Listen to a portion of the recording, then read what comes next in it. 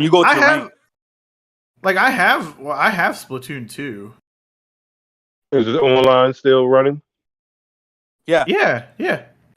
It's like one of the only like online like competitive games for Switch. No, I mean you have Smash Brothers. Well, I mean other outside, but I'm talking like I guess Mario Kart. Like, I guess when I think competitive, I think like shooter, like stuff like that. My bad. Yeah, it's only like competitive shooter. Yeah, okay. So it's the only competitive shooter that Nintendo has. There we go. You're right. Considered competitive, which is more than Sony's. I mean, you're not wrong there. Sadly, dude, I'm gonna tell you what this move say? That's considered competitive on Nintendo. Yes, I'm telling you, bro. I didn't think so neither. But you'll be fucking surprised how competitive and how bro. That shit way better than fucking Gears. I don't give a fuck. Oh, now he's talking out of his. Now he's talking out of his Nintendo ass. I guarantee it's more competitive. It's more competitive than Gears. He's talking out of his Nintendo ass. Just had one this year. Where? You're gonna have to link me, so I don't. What? Oh man, this is what you need. Within this community, it's nothing but ponies and bots, so you don't see nobody talking about it. But trust me, it's there. I'm telling you, it's there. But has it ever been as bit like Gears went forever? Like Gears had like tournaments and stuff for multiple years. Obviously, it's a bigger franchise. Ain't nobody was checking for no Gears tournaments. I watched Gears tournaments. What the fuck you mean? No, they pretty good. That shit was like fire at point. Like you got like them some good. I don't know how they do half the shit that they do. Yeah, just shotguns and that's it. Yeah, that's all. That's what it's supposed to be. That's Gears. That's what I'm saying. Like yo, that's Gears. More variety. That's the thing. The wall bouncing and shit, dude. That was like when they tried to go away from like branching away from the shotguns, dude. They got so much flack for that. They're like, "What the fuck are you doing in this game?" The community said, "Yeah, they was really." The community said we want shotguns because if I was mad about that. Did you ever hear about Gears of War Judgment? No, because everybody hated that fucking game. There was an Inkopolis or Inkopol. I can't even say it right. Inkopolis Showdown. It was a Splatoon 2 tournament held by Nintendo. Oh my god! You telling me Nintendo actually held one? And in June, and then they said the tournament is coming back for Splatoon 3 in October. Absolutely, there's a competitive scene. Okay. How much was the multi-million-dollar tourneys or something? I don't know the in-depth details of like the prizes or anything like that. Yeah, that shit was probably 20,000. It ain't even that. It's like you get $20 in Nintendo points. He said, I don't know. He looking at the number right now, like, fuck, I ain't saying this shit. No, I don't see. Oh shit. Oh man. All right, so we live, man. Playing Xbox. How long have we been live? We've been live ever since I could be heard. So not too long. Oh shoot. Yo, that's been a minute. Damn, Smooth don't even tell us this till like 10 minutes later. Set us up. Jesus. Yeah, so I mean I might be hopping in and out. I gotta my Chinese food is probably gonna be arriving at any point. So he's gonna eat on stream again? Dude. God damn it. Dude, you don't understand, man. There's gonna be make sure you mute your mic. Yeah. Now that I know that this big old high LED is a button, like you know what I mean. I know the whole time that this was actually a button for a while. What? First off, what are you playing on this? This was a Relictica. The dumb free games with gold. Yeah. It's enhanced for Xbox Series X and S. So running that clean 4K, 60 FPS. We getting the trash, dude. They need to kill games with gold. I ain't gonna lie. Here's the reason why I say they don't need to kill it, because at the end of the day, it doesn't matter. Because at this point, we're just complaining about games with gold offerings. If you're a Game Pass subscriber, right? What is games? It's just the extra bonus. Games that doesn't really matter. Games, yeah, but it's games that they give for free for just gold members too. Yeah, which aren't people that are subscribed to Game Pass as well. You know, it's just all gold members. I'm sorry, So but if they you're on Xbox Live Gold and you're not a member of Game Pass, you're a dummy. I'm sorry. I hate this to be harsh. That's just stupid. Say that's fine, but you know there's people out there that is. And it's just like people that aren't subscribed to the new PS Plus. They just stick with. Well, but which is understandable because they have in tiers, right? So their original tier is just regular PS Plus, so you don't really have to convert. It's not like. I mean, just because Game Pass is labeled different and Game Pass has tiers as well. You have your Xbox Live Gold, which is equivalent. That's not Game Pass. No, but I'm saying you have the tiers are equivalent to each other, right? So when you look at PlayStation, when you put it Xbox, yeah, they are. They got 3 different tiers. You got Xbox Live Gold, which is your online and like 3 different games a month that you get for. Which is $60 a year, which is comparable to PlayStation Essential, PlayStation Plus Essential, which is $60 a year, where you get online access and an assortment of titles, right? And honestly, the PlayStation Plus Essential is whooping games with gold's ass across the floor for like the past 2 years. Then you got your regular Game Pass, which is just $10 a month or $120 a year, which is equivalent to PlayStation's extra tier, which is $100 a month. There's a lot of games you don't get if essential though, bro. Yeah, but they're in gold. Their monthly PS Plus offerings have been, historically better than their games with gold. Games with gold is just borderline trash. If you want to isolate them, like in terms of game offering, games with gold offers crap. But as far as like, but the thing is, I don't consider games with gold Game Pass. It's just like, you know what I mean? No, but it's Xbox. I'm not saying it's. But I understand. I want you to finish up with your comparison because they make sense. Each Xbox has 3 different services. Yeah. PlayStation has 1 service with 3 tiers, but all 3 are somewhat comparable to each other regarding what they offer in their price range. So when you look at PlayStation Plus Extra is basically your baseline Game Pass, right? Your $120 a year for Game Pass or $100 a year or $100 PlayStation Plus Extra relatively offer you the same extras. Obviously, Game Pass has your day one release, which in 2022 has been absolute bleak for the most part for Xbox's side. So does that really matter this year? Probably not. But then you have your Ultimate, right, which is $180 a year on average. Gives you, Game Pass Ultimate, which gives you the PC games, it gives you the mobile, it gives you those stuff.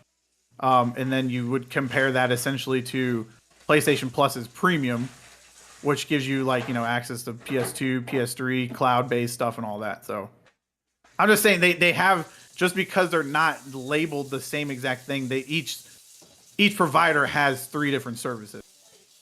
And they are very comparable to each other. That's all I'm saying.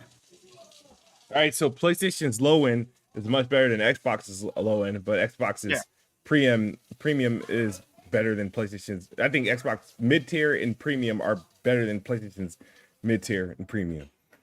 I mean, that all depends on what your offerings are, right? I mean, you gotta think PlayStation's is cheaper. Whether you look at their highest tier of premium is still $60 less than Xbox's premium. You know what I mean?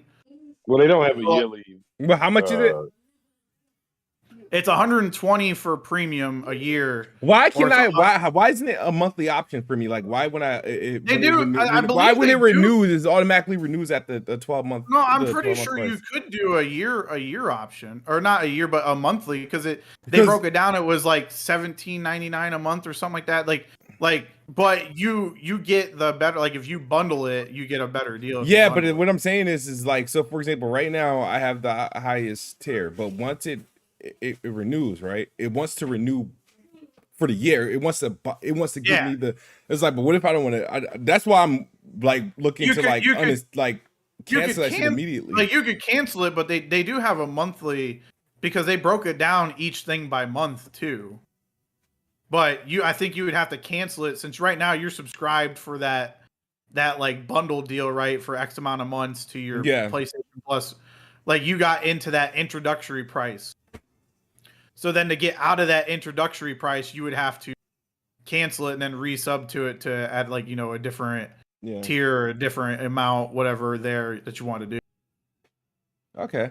All right. So I'm not sure what happened with news this week other than these leaks. Which Midnight Sun delayed. Midnight Sun delayed, which I know shit about that game. Yeah, I mean this. I saw you, Smooth. I'm like, Smooth. You know damn well you weren't gonna play that game. Why? Yeah, sit there even? No, but I'm not mad. I'm just saying it just further confirms that this year has been trash for game releases. The game release schedule for this year is absolute garbage. It's like.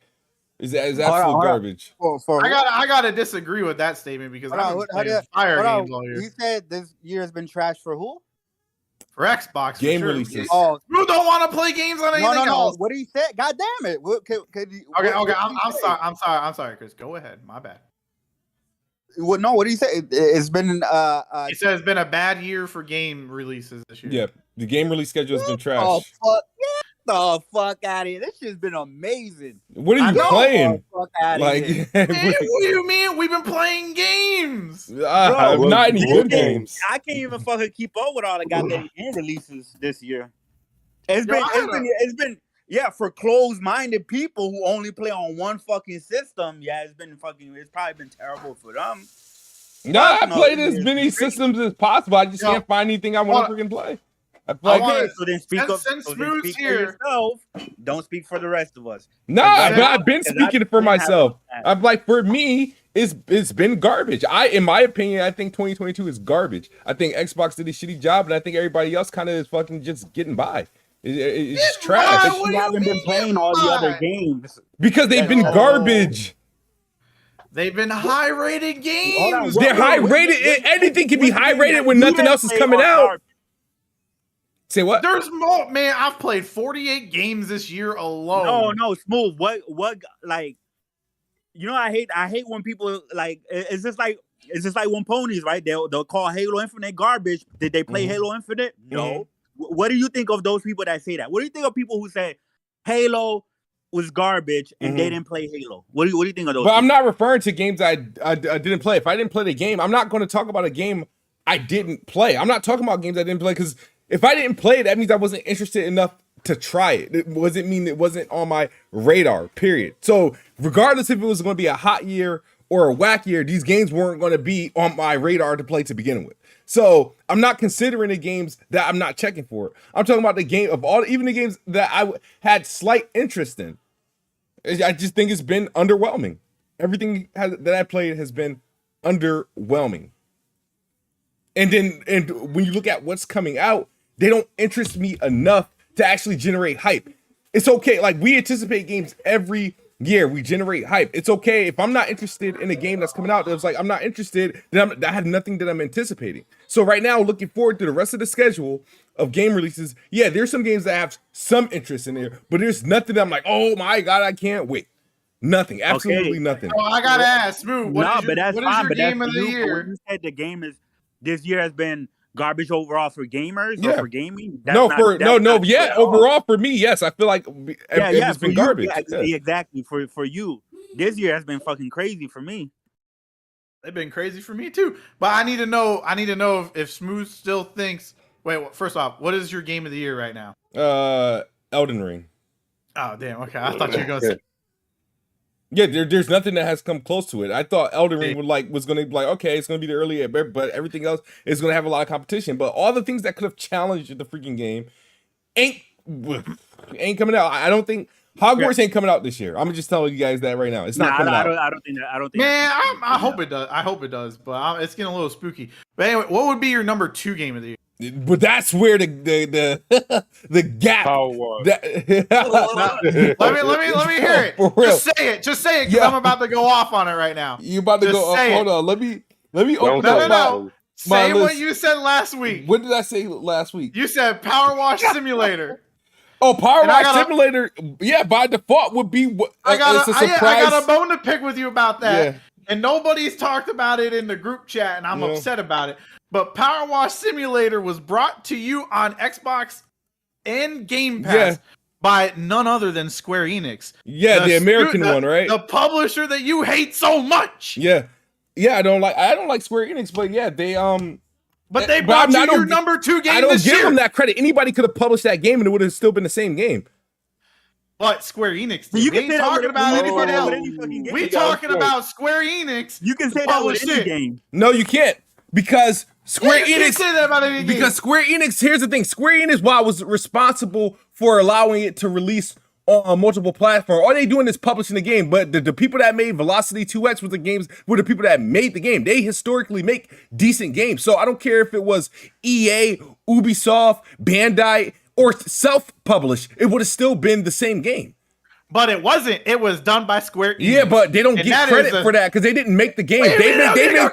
They make those garbage weeboo choo games. They don't make like all the games. Think about the games that Square Enix. The game to bring it to your favorite platform in Game Pass. And they made the deal with Xbox to put it in Game Pass. But I still don't give them credit because they didn't make the game. Just like gotta be like for example, right this game. Here's the thing: my favorite games from Square Enix are games that aren't actually by Square Enix Japanese or their actual self. Like for example, did Square Enix make Outriders? No, they published it. So anybody could have published Outriders, and I still would have liked it. But you over here considering fucking you give credit for like Skyrim for Microsoft, even though they didn't make the game. I didn't give Microsoft credit for Skyrim. I don't even talk about Skyrim like that. No, I don't talk about Skyrim at all. When you see me give Xbox credit for games that other people did, I give them credit for how the game runs, like stuff like FPS boosts and resolution boosts and all that other stuff. I don't give Xbox credit for somebody else releasing a game. At the end of the day, your number 2 game of the year is now, Square Enix published. It's a Square Enix. And I won't claim. Matter of fact, my number 2 game of the year so far. No, it's not. No, it's not. No, it's not. No, it's not. Yeah, I said Power Wash Simulator. I did say it's one of my game of the years. I said it's one of my game of the years. You said no. I'm pretty sure. Run the tape back like a week. Like last week or the week before. You said honestly, if it really got to come down to it, I think. At the current state right now, nothing else came out. You said Power Wash Simulator would be your GOATY of the year. No, nomination. Nomination will be a nomination. I never said it. I need somebody to go back on that tape. Matt, as much as I like Power Wash Simulator, I'm not going to sit there and say, oh, this is my game of the year. But I do consider it, in the state of games that released so far, a nomination. But matter of fact, the game I would put ahead of that, and you ain't gonna like this either, I don't care, but I'm giving Bright Memory Infinite a nod, the Platinum Edition, because that's an actual game. That game too. No, they didn't. No. No, they didn't. That was a one-man pony show right there. That would have been funny if they did. No, I mean, for me, like, you know, that would be kind of a game that Square Enix might pick up, though. Like, they might. They should have picked. I can't wait till they get rid of that. Listen, the games so far that have been stand out for me so far this year has been Elden Ring, Horizon Forbidden West, Sifu, Live Alive remake. Xenoblade Chronicles 3, which I'm playing through right now, which is fucking I might have that higher up than Horizon Forbidden West by the time that shit's said and done, right? Xenoblade Chronicles 3. And then we got Splatoon 3 coming out in a month. And then right after that, Valkyrie Elysium coming out. And then Bayonetta 3. Bayonetta 3 is gonna be fire. And then God of War Ragnarok. And then Pokemon. Like that's what I'm saying. Like for me personally, this is a fucking crazy year. A fire year. Yeah, it has been. If you have been tied to one platform, and I honestly think like don't want to like search and find other interesting games, like this year probably gonna suck for you, dude. I've played so many fucking fire games this year, it's ridiculous, and the rest of the year's stacked for fire games. And then there's gonna be so in the last 5 years, ranked 2022 in the last 5 years. It ain't over yet. It might as well be. Definitely better than 2019. Better. I know. I don't think so. I don't think so. It's definitely better than 2019. Hell yeah. It was better. It's better than 2019. Yeah, 2019 was a bad year. No, it was not. It had Star Wars Fallen Order. That was about it wasn't a bad year, but it's not as good as this year. It definitely wasn't like, it had Star Wars, it had Gears of War, it had a couple like good games, but like I was like shit, like nothing blew me away. That wow. What? Not even Sekiro or Resident Evil 2 remake? Like, wow, that's crazy. Yo, Resident Evil 2 remake. Sekiro, Devil May Cry 5, Control, Death Stranding. I know you like that. The Outer Worlds, Modern Warfare. Hold on, I think this. Oh, okay. Well, I'll give you Modern Warfare. Yeah, that was about the game I played the most. Resident Evil 2 remake. Did that come out 2019? Yeah. Yes, sir. Early. Yeah, they've been. Oh shit! I guess it did. Why am I thinking it came out in 2020? That was Resident Evil 3 remake. Yeah, you're right. Fuck with 2019. God damn it. I just remember, like, I think the beginning of that year was really good. If I want to say the beginning of that year was really good, and the end was. But there was like an 8 to 10 month gap. I think. Didn't Death Stranding come out in 2019? Yeah, I think it did, but it was like Days Gone come out in 2019. Listen, I didn't really play Days Gone until 2020. Oh, honestly, I didn't. Days Gone, yeah. No, I played Days Gone like 5 months later it was a PSN sale. And I bought it for like $25 or some shit like that. And I played it that year. And that was another good game for that year. Don't get me wrong, I loved Days Gone. I got the platinum in it, but that game ran rough at launch. And I remember I put it down because it had like a very, very slow start in 2019. Yeah. I put it down and it ran really rough and it had a lot of bugs. That game needed another year before it when I played it, it wasn't bad, but then again I played it like 4 or 5 months later. But that's what I'm saying. Like I played it in like the summer of 2020 and like it felt a lot better. And I remember I put like 50 hours in that game in 1 week. And then I got the platinum for it actually this year. I went back and for indie games, some of the stuff. For indie games, this year has been pretty good. Sifu's been great. Coda Lamb comes out this week, which I'm interested in. And then bring that up. Another banger, right? It's looking like another Devolver Digital banger. Coda Lamb getting critical reviews across the board, right? It's getting a lot of great reviews and stuff like that. Stray was okay, right? To me, that was okay. I'm waiting on Tunic to come to PlayStation because I heard Tunic is really, really phenomenal. I think you'll like Tunic. If you like old school Legend of Zelda mixed with Demon Souls combat, you'll like. But then there's also Roller Dome comes out a week after. Roller Dome comes out next week, and that shit looks good. That shit looks good too. That's what I'm saying. He just don't want to play on a different platform. What do you mean? That has nothing to do with a different platform. What are you talking about? If you're talking about a bunch of Switch games, that's different. I was like, okay, well, I don't care to play on a Switch. That's one thing, but like these games that you're mentioning, like I've played Stray, I played Horizon Forbidden West. I just didn't like them.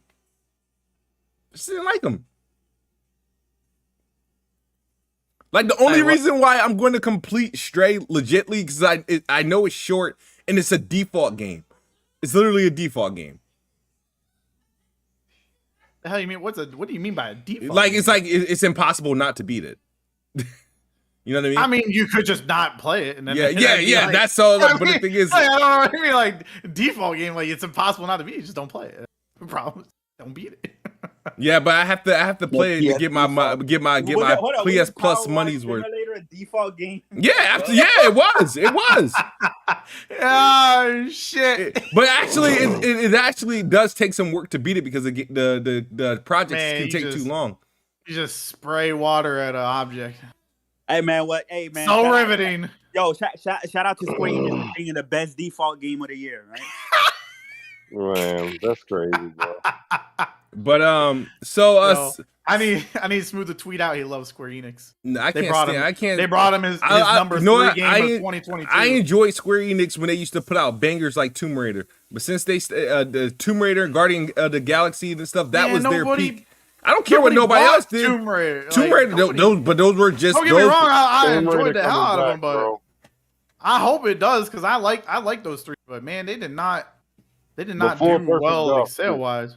Now I gotta keep watching them release freaking all these damn Final Fantasies and all these other remasters and remakes that they're gonna do. It's like, I mean, one day Valkyrie, which comes out next month, is a PlayStation console exclusive. Let's go from Square Enix is carrying PlayStation. Like I've never seen a company bent so over also with their cheeks spread wide open for a company like that. I just want Sony to hurry up and buy them so they can stop. Like, just. They're like, we do anything for PlayStation. You know, that's our parent company unofficially. I mean, I can't stand Square Enix, yo. They're whack. Yo. No, someone sounding hella salty right now. Destroys Ubisoft. Square Enix destroys Microsoft. All those other publishers, man. Dude, Ubisoft be like one of the worst fucking publishers anymore, man. They release better games than Square Enix. What the fuck you mean? Get the fuck out Were you so excited to play Skull and Bones this year? I mean, this year's a down year. What else did they put out this year? This year's a down year for Ubisoft, but like last year was last year, the year before that was mega. Like I don't care what nobody says. What was last year? Last year was Far Cry 6. Slow down, old man. Slow down. Ubisoft sold more software than Square Enix. Yeah, they always do. Square Enix don't sell shit. So let's use the logic of PlayStation fanboys at this point. Okay, so let's compare what Final Fantasy. No, hold on. Ubisoft. What game made more revenue from Ubisoft than Final Fantasy 14 this year? Probably Assassin's Creed. Whoa. Numbers. You're using a subscription, in-game subscription service versus, and a lot of Ubisoft games are live service games. No. Yeah, Hold on. How old did Hyperscape do? You said Final Fantasy 14. Don't you got to pay not only PlayStation Plus, you got to pay. I don't think you got to play. You don't have to play. If you pay the subscription fee, I don't think you. We're not going to do that. PlayStation Plus to play FF14 at all. Matter of fact, that's one of the reasons why I never came to Xbox, because you had they require live to play it. They don't require it, but they do have it, and it brings in the revenue. Your question was how much revenue, which includes an in-game subscription. Right. And if you can get a bunch of people to continuously play a month, that's a huge success. If you can keep that retention rate to where whenever you log on, you're waiting an hour to queue in every fucking day, that is a fucking successful game. So if I look at the revenue, most of it is coming from the people who not paying subscription, is what you're about to tell me. What? What are you talking? What do you mean what? They would be subscribers if they're paying the money. That's included in there, right? That's the subscribers are included in the revenue. Exactly. So you can't compare it to a game that doesn't have an in-game subscription. If we're talking about how much money they're making, is it Square Enix's fault that Ubisoft isn't putting out any successful live service games? What Ubisoft put out? All right. I like where's Hyperscape at, my guy? That shit died in a month. You know what's crazy? The best Ubisoft game that's coming out this year is. I gotta go get my Chinese food. Be back. I'm gonna the best Ubisoft game that's gonna come out this year is gonna be a Switch exclusive, and that's gonna be that Mario. The Mario Rabbids. Yeah. I like Mario. I forgot they bringing that out. I forgot about that. Mm-hmm. Nah, Smooth has to be like super close-minded, man, because it's been a great year so far for me personally. You can just see it has been, man. But people be out here playing games left and right just because they ain't playing. Because Xbox just put themselves in a bad position. They didn't release any fucking games. They ain't on the release. Man. Hey, man, they did. But that's what I'm saying. Crossfire X. Yo, man, don't give it. My bad. Got 5 minutes. I mean, you're right. They did, but they didn't release. That was a fire game, isn't it? Burned in fucking flames. What are we talking about? It's a free game, bro. No, we're talking about what Microsoft releases here. They say Microsoft didn't release anything, and I said no. They published Crossfire X. That was a banger. You just said what did you say about publishing? Yeah, that was a Microsoft. Wasn't it? Did Microsoft publish that game? Didn't they? Okay. Yeah, they put that game. They're like, yeah, we're gonna put it on all of our shows. Yeah, they should. And then that shit. I can't believe that game should not have existed. The reason why I didn't play that game, I gave up on the game, and I don't care what nobody say about it. Achievements. Yep. To this day, tied achievements only to multiplayer. I was like, Yeah, well, this whole entire thing can kick rocks. I kicked that thing right off the hard drive. Yo, Smooth, explain to me how Crossfire X made by Remedy, right? Remedy, which is a prestige, well-known AAA studio. Yep. How the hell did they get outdo by one guy with Bright Memory Infinite? Yeah. So, like I said, I don't know, but Bright Memory Infinite. Go ahead. Well, no, I heard Bright Memory Infinite, though, Remedy did the single-player portion of Crossfire X, which I heard was actually decent. Yeah, it is. It's just that the problem is they took the incentive to play it. Yeah. Where like Smilegate, they did the multiplayer, which was just absolute trash. I heard that the actual campaign of Crossfire was decently made, even though it's like super short and like oddly made because they did like essentially 2 chapters. Yeah, because the thing is, it runs on a different engine. The campaign runs on like Northlight or something like that, and so the game has to literally boot separately. It acts like a whole different game. Yeah. You know what I mean? I don't know. Xbox, I mean, I used to respect Remedy, but like, you know, I don't know, they got some of that PlayStation get and they started acting funny, so. What the fuck you mean? They're a great studio. No, they're not. They put out good game. What do you mean? This is what they did. Right? Just because they put Control into PlayStation Plus before it went into Game Pass? Pass? No, it has nothing to do with that. I think Control was probably. Here's the thing. This is where my beef comes. It's not even with Remedy. It's the way people treated Control. People shitted on Quantum Break just to nominate Control for Game of the Year, and they are essentially the same damn game. That ain't Remedy's fault. Yeah, but it's how the fuck is that fault. Remedy's? It ain't their fault. So you're gonna punish the development studio that made a great game because the fucking community ostracized Quantum Break for no fucking reason? Like, they made 2 great games. You can't blame them. What was the second great game? What was the second great game?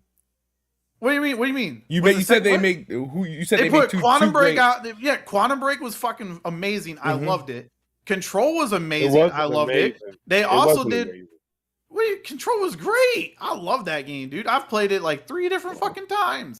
I'll play it a 4th time on PlayStation. I don't give a fuck. Game's great. My bad.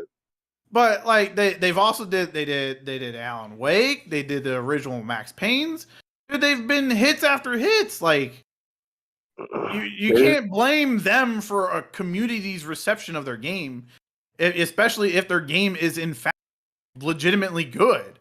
Like that shouldn't. I feel like they got one great game, which is Quantum Break.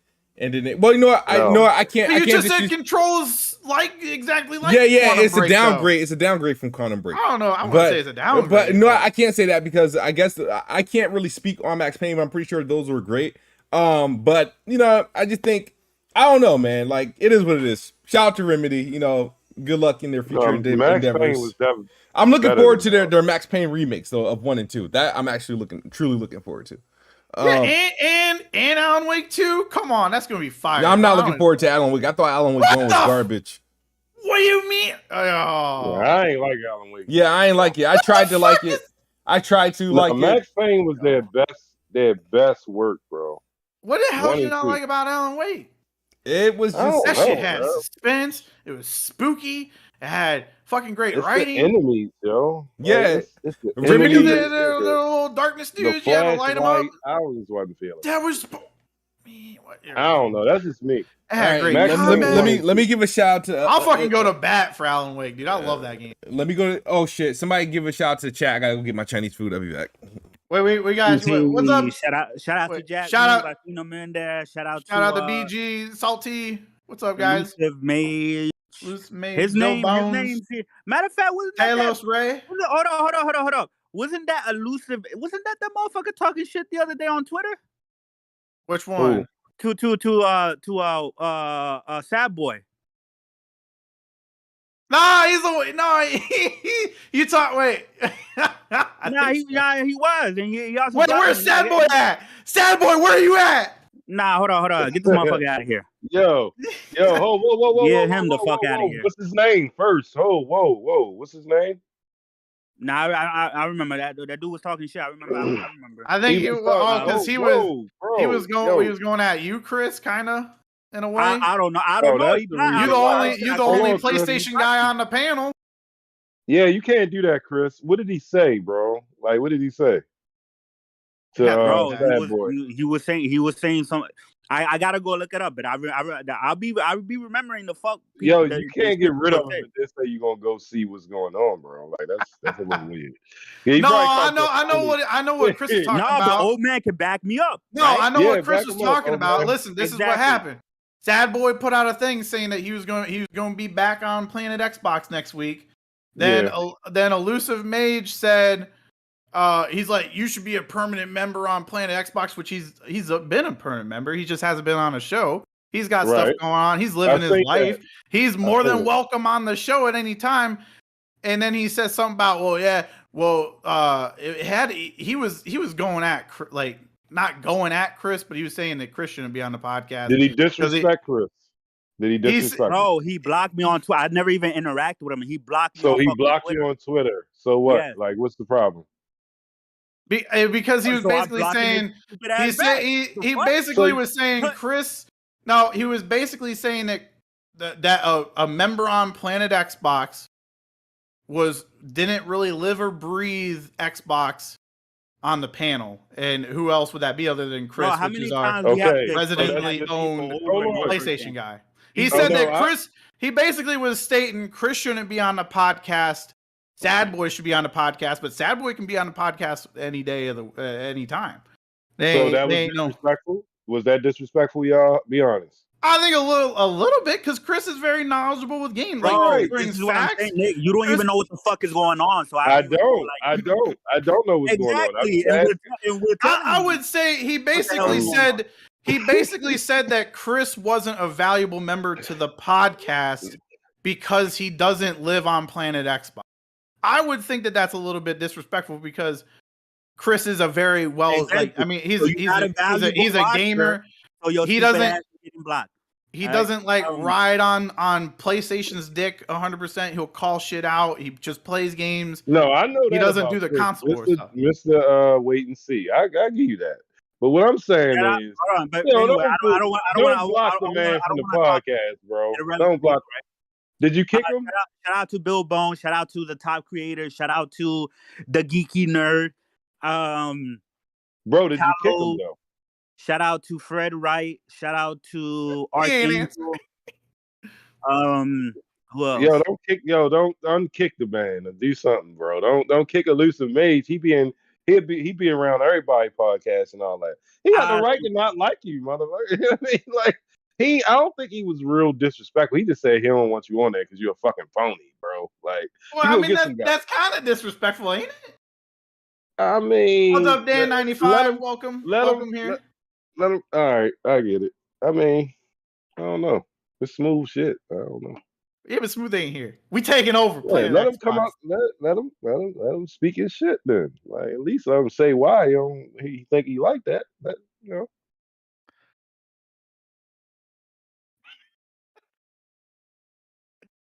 Anyways, let's what have you been playing? Let's go off of that. Chris, I know you've been playing Xenoblade Chronicles 3. What else you been playing? Nah, fuck all that, dog. Hey, Chris, you offended, man, because he said he don't like ponies. Because I think that's what it is, bro. This playing Xbox, bro. And you gonna find why did he block me on Twitter? Because you probably said some shit that offended you. Like what? Like what? What did I say? Like what? That's what I'm saying. You should at least let him come up and, like, you know what I mean? I know you ain't bothered. First of all, you're not really bothered, bro. Why you're dragging this out? Why are you dragging this out? Who gives a fuck? I'm trying to move on. All right, cool. Because he's been around for a long time. I know who you're talking about. I don't give a fuck. I do not give a fuck. That's what I'm telling you. I don't give a fuck, bro. That's cool, Chris. I ain't blocking you. Shit, nigga. You talking all that shit. I ain't. What happened now? Yeah. No. He's been a member of. We're derailing the fucking podcast. Y'all shouldn't have brung it up. What happened? I didn't bring it up. So let me tell you. I just remember. I was like, that was that one guy I was talking. Smooth went to go get his Chinese food. Let me bring. All right, he blocked Elusive Mage, bro. But I've been playing Xenoblade Chronicles 3, right? This shit's been amazing. I highly recommend it. What happened? Yeah, tell him what happened. Tell him what happened, yo. We can't even go back.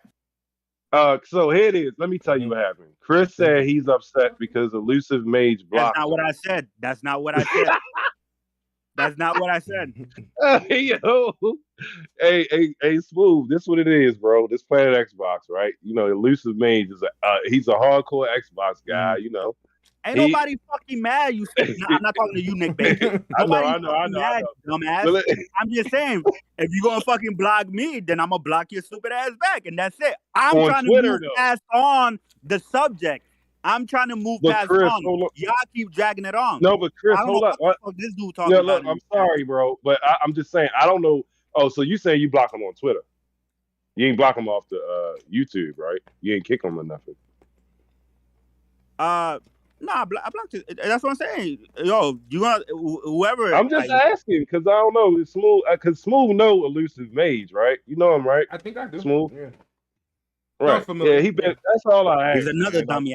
All I was saying was he should at least come up here and state like why he blocked or whatever happened. You know what I mean? At least what happened? He been around for like what was said? Like 4 or 5 years. It's not even that big a hole. Why are we talking about this? Move on. All right, we can move on. Because if we don't move on, then you got stupid ass people in the chat be like, "Oh, he sounds mad. He sounds upset." No, I get upset when there's stupidity being thrown around. That's when I get upset. It's cool. Yeah. Okay. So. Oh man, here we go. Oh, this shit just got derailed. All right. So you could have swallowed first. Smooth. No, I thought that Chinese. I was a review. Damn. You hear what I'm eating? All right. I got fried veggie dumplings with some teriyaki sauce. What the hell? And I got my favorite General Tso's chicken combo with chicken fried rice. Oh man, you going down, boy. Okay, so let me just give a quick shout out to chat. That's what we were doing. That's what you were doing? So and then that's when shit got derailed. Wow. It really didn't get derailed, man. All right. You should have told us to do that, man. We could have just stayed on top and talked about it. So y'all gave BG's Broken Games HDR, Saltiest Gaming, Bell Bones. Yeah, we said that. Shout out. Everybody got a shout out. Tracy got game. All right. Especially Elusive Mage. Elusive Mage definitely got a shout out. He definitely did. Oh man. Okay. All right. So damn it. All right. So I guess the panel agreed that 2022 is one of the best years in the last decade. Apparently, right? That's what we're saying. The last decade. Where the fuck you getting the last? Just the way y'all was sounding. The way I was sounding. Because it's been a solid year. You saying it's a dead, dry ass year. There ain't no games out here to play, and it's not true. It's remotely true. It ain't remotely true. So I wanted to be at 48 games played this year if it was remote. I mean, how many of those 48 games? How many of them released in 2022? I mean, I get you a number. I don't know, with a decent chunk of them. I would probably say at least 75% of them. Really? I would say so. Yeah. Okay, I'll be impressed. Okay.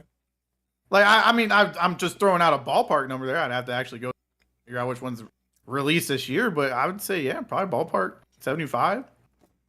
Okay, so Midnight. This is called Midnight Sun, right? Yeah, the Marvel Midnight Sun got delayed. Yep, that got delayed.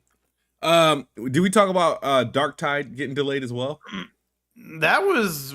I thought we talked about that like 2 weeks ago. Did we? When it did. Okay. Yeah, because it got delayed like 2 weeks. That wasn't like a recent thing. Yeah, but the thing is like the thing that pissed me off about the delay, because when I saw that was delayed, it was like, all right, to November 30th, but I didn't realize immediately that was only for PC and that it was delayed indefinitely for Xbox. Yeah, because that was literally one of the last games that I was like remotely interested in. So it's like, you know what, like F it, bro. Like I'm done.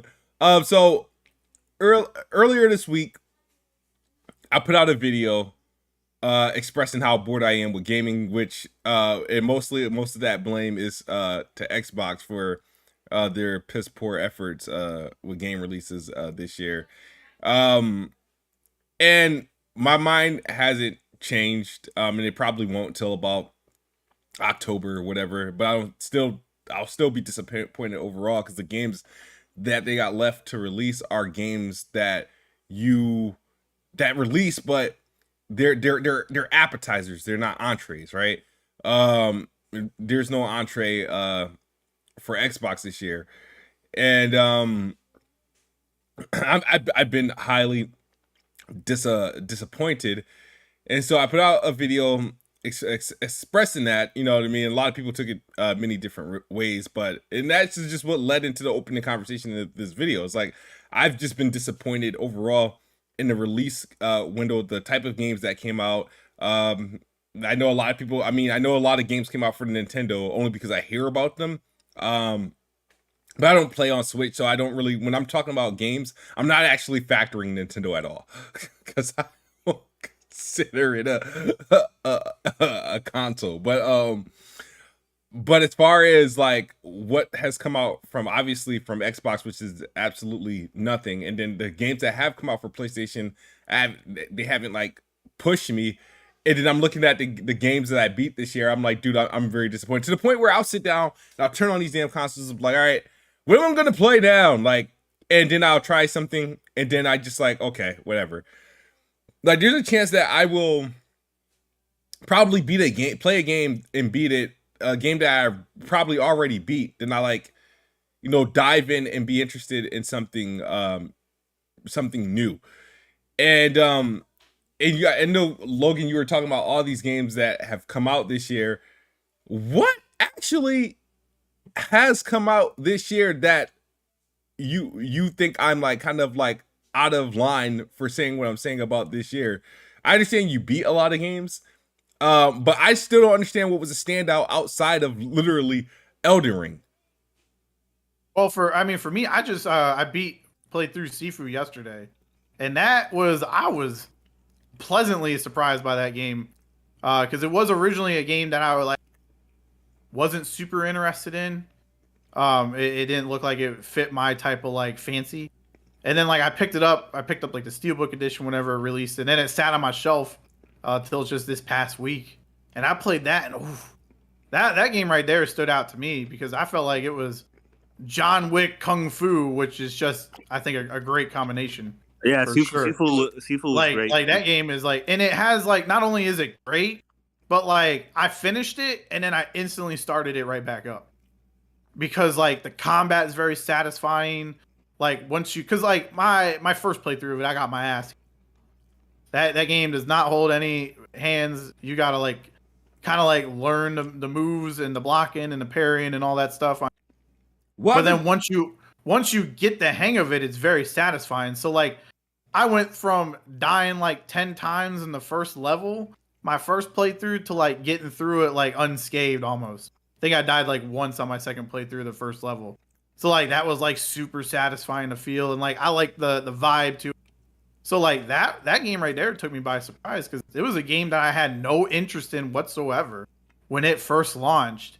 And then I was like, you know what? I'm going to give it a try. And I fell instantly in love with it the second I did.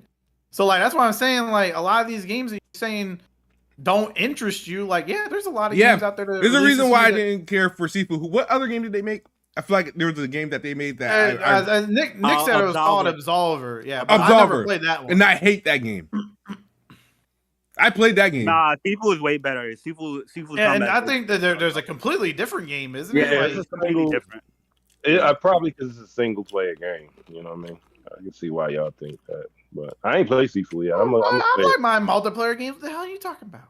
No, I'm just saying. Absolver was an online multiplayer. Yeah, it was online, and then you can join schools, and it was pretty fucking like good. You'll probably like that. That's why I'm saying you can't really compare the two because they're so different. Like, nah, they're not that much different.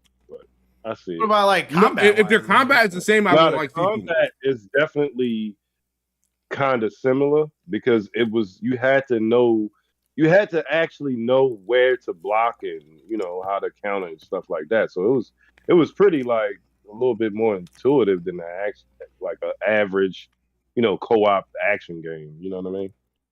So I'm gonna definitely play Sifu though.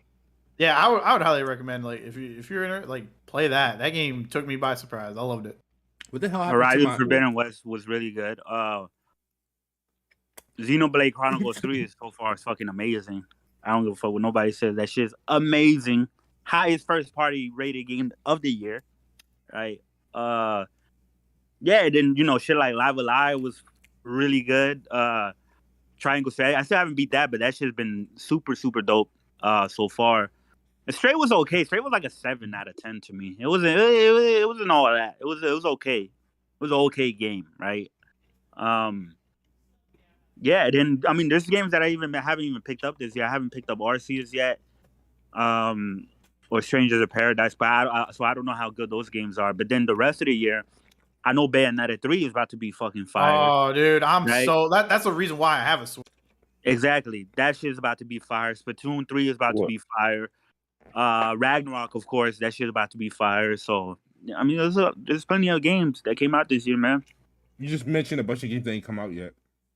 No, I know, but I'm just saying, like overall, I'm including that into the overall year, like the games that even haven't released yet.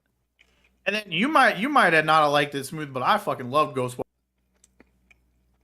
That game was one of my highlights. I fucking love that game. Yeah, the game's that game was everything I wanted and more. Really? Yeah, like I absolutely, dude. I played that game for like. Went through, got the platinum. I booted up that game. There was like one day I literally woke up early one morning before work. It was playing it before work.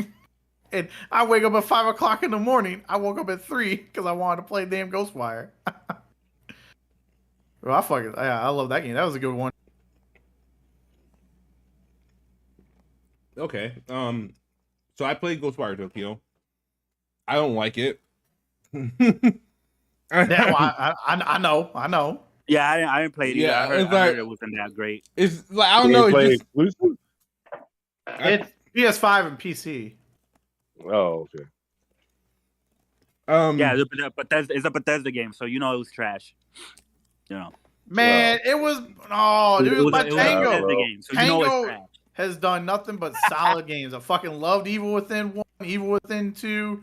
The Ghostwire Tokyo was originally, I think, supposed to be Evil Within 3, but then they got so far sidetracked that they're like, "Hey, we're just gonna make this its own separate game." Oh, so they were gonna make it take place in Tokyo? That's what they're gonna do? Well, I don't believe that it was like in Tokyo, but everything just got so far out from what like the Evil Within is that they're like, "Hey, this is," and then we're gonna do this instead. Like I said, I'm not really feeling Stray. I was just really disappointed in Horizon Forbidden West. I feel like I got to try to give another chance. But the problem is with games like that is that if I find a game boring and then I get into a down part, when I say down part, like a low part of the game where there's actually nothing going on, like I don't know if I can resume the game. I want to the part of the game that I'm at. I want to skip. I really wish I could just skip and get me back into give me to the action or something like that. So I kind of just dropped that game by the wayside. What else did I play this year? I feel like I didn't feel Dying Light like that. I didn't care for that. I tried. Been playing it. Was playing it every day when it came out, and I was like, man, I don't really care for this shit. Dropped it. You. Let's see what else. Right, yeah, man. I'm trying to think of what game. Stranger to Paradise. So that was absolutely horrible. You played that? Yes. Chaos. I gotta kill Chaos. Fuck, what are you doing in here? Is that Bless? That's Bless, isn't it? What's up? Oh my god. I'm trying to think of anything else. So the only games, like for example, I didn't play Tiny Tina, but I don't like Borderlands. So Tiny Tina's a solid Borderlands. Like it's different enough from obviously it has Borderlands. That's feeling to it, but I love the way that story was laid out because it was a lot more interesting, I think, than its regular Borderlands stories with the Dungeon and Dragon elements and the random stuff that would happen in that game. Like, Yeah, Tiny Tina, I felt like was a lot better than Borderlands. Okay. And now what's left? There's God of War, which is the obvious. Bayonetta 3. What's so good about the first two Bayonettas? games that came out. Oh, they're fucking great. The enemy designs, the boss fights. Like some people would even put Bayonetta above Devil May Cry. Smooth. It's like Bayonetta is the same type of game of Devil May Cry. Yeah, it really is. But Bayonetta would never look better than Devil May Cry. That's the one thing. So. Yeah, they need to take those games to another level. Exclusive, yeah, but like, you think graphics makes the game better than the other game? Absolutely. Really? Graphics so you don't make a game better. So you think if a game looks better but plays worse, the game is automatically better because I don't think Devil May Cry plays worse than Bayonetta. You never played Bayonetta? Bayonetta? Yeah. Which one? The one that was on the Xbox 360. The very first one, yes. But play Bayonetta 2. It is a league ahead of its own. Bayonetta 2. Bayonetta 2 has a 92 isn't that a platinum game? Isn't Bayonetta a platinum game? Yeah. They all effectively play the same. I just want to say Bayonetta 2 is not better than 1. And Devil May Cry's combat is far superior than Bayonetta's. So which one? Probably any of them, but absolutely 5. Besides 2, absolutely 5. That's 3. 3 has the best combat out of all of them, out of all the Devil May Cries and stuff like that. 5 was good, but but 5's combat is leagues ahead of Bayonetta. Devil May Cry is in terms of an action combat game, it's in a league of its own. So Devil May Cry is just so fucking, I don't know, bro. Like they need to do something else with that series. It just seems. What do they need to do with it? I don't know, bro. It serves same its thing. purpose. Y'all say that. Yeah, every game serves its purpose, but like that's like y'all talk the same shit about like Gears and stuff like that. Mm-hmm. When they start to innovate, like it don't be too far from the roots, and then y'all say it need to change. That's how I feel about Devil May Cry. Like it's still the same shit, even though the combat get a little better. Oh, he doing another circle jump with a couple of more extra combos. Like, bro, that ain't enough. No, you definitely. I mean, I played it. They implement different mechanics. They implement different mechanics within the like the entire thing about Devil May Cry is the combat. If they implement different mechanics that makes like multiplies your variations of combos, that's good. That's innovating on said design. And the cool thing about Devil May Cry 5 is you had at least you had 3 playable characters, right? And every single one played completely different and had their own depths to them. But the thing with Devil May Cry 5, right? The level design was fucking terrible. It was the same shit over and over again. It was the same textures with the same fucking like underworld level, and it's like a hallway to a square to another hallway. It was that's what I'm saying. Like, yeah, you're right. Yeah, it's still. I mean, it was still good. It was still a good looking game, but it was just it was very samey looking. Yeah. Yeah, it was still a good game, but I enjoyed Devil May Cry 5 a lot, but. Then Bayonetta 2 threw you in way more different like gameplay scenarios. Like you one time you playing Star Fox, right? You in the airplane. Like it just Bayonetta throws way more different gameplay scenarios at you than Devil May Cry. Yeah, true. Yeah, I don't know. I just prefer Devil May Cry. Yeah, it's same here. So you got damn, what was then God of War Ragnarok and then God of War Ragnarok. All right, so God of War Ragnarok, which here's the thing. Here's the problem with God of War for me. And like I said, it's an unpopular opinion, right?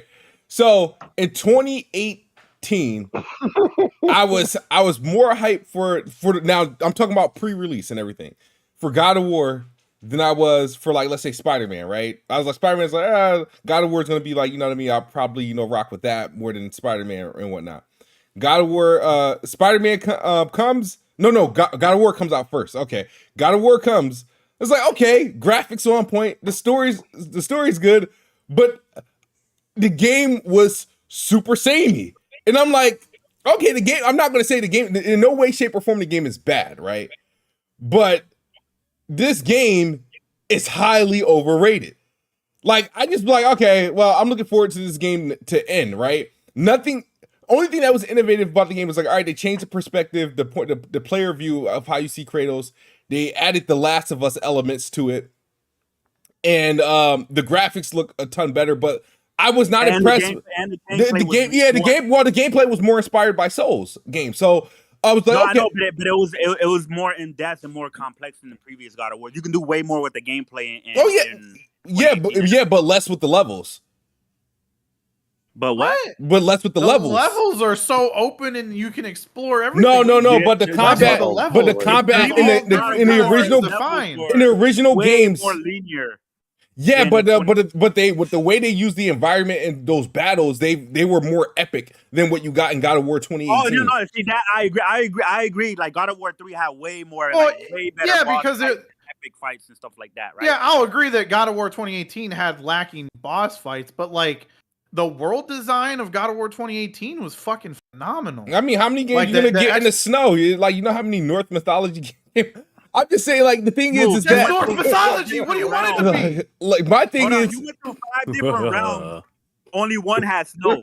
Yeah, you went through 5, but you spent. I thought you spent most of the time in this game. Most of your time in Midgard. No. In this game, if I were to go to Midgard, play Assassin's Creed Valhalla, like, the thing is that. Here's the thing about no snow in Valhalla. There was a whole lot of snow in Valhalla. Exactly. But I'm not complaining. I'm not actually complaining. That's not a complaint. No, it's not a complaint. It's not a complaint.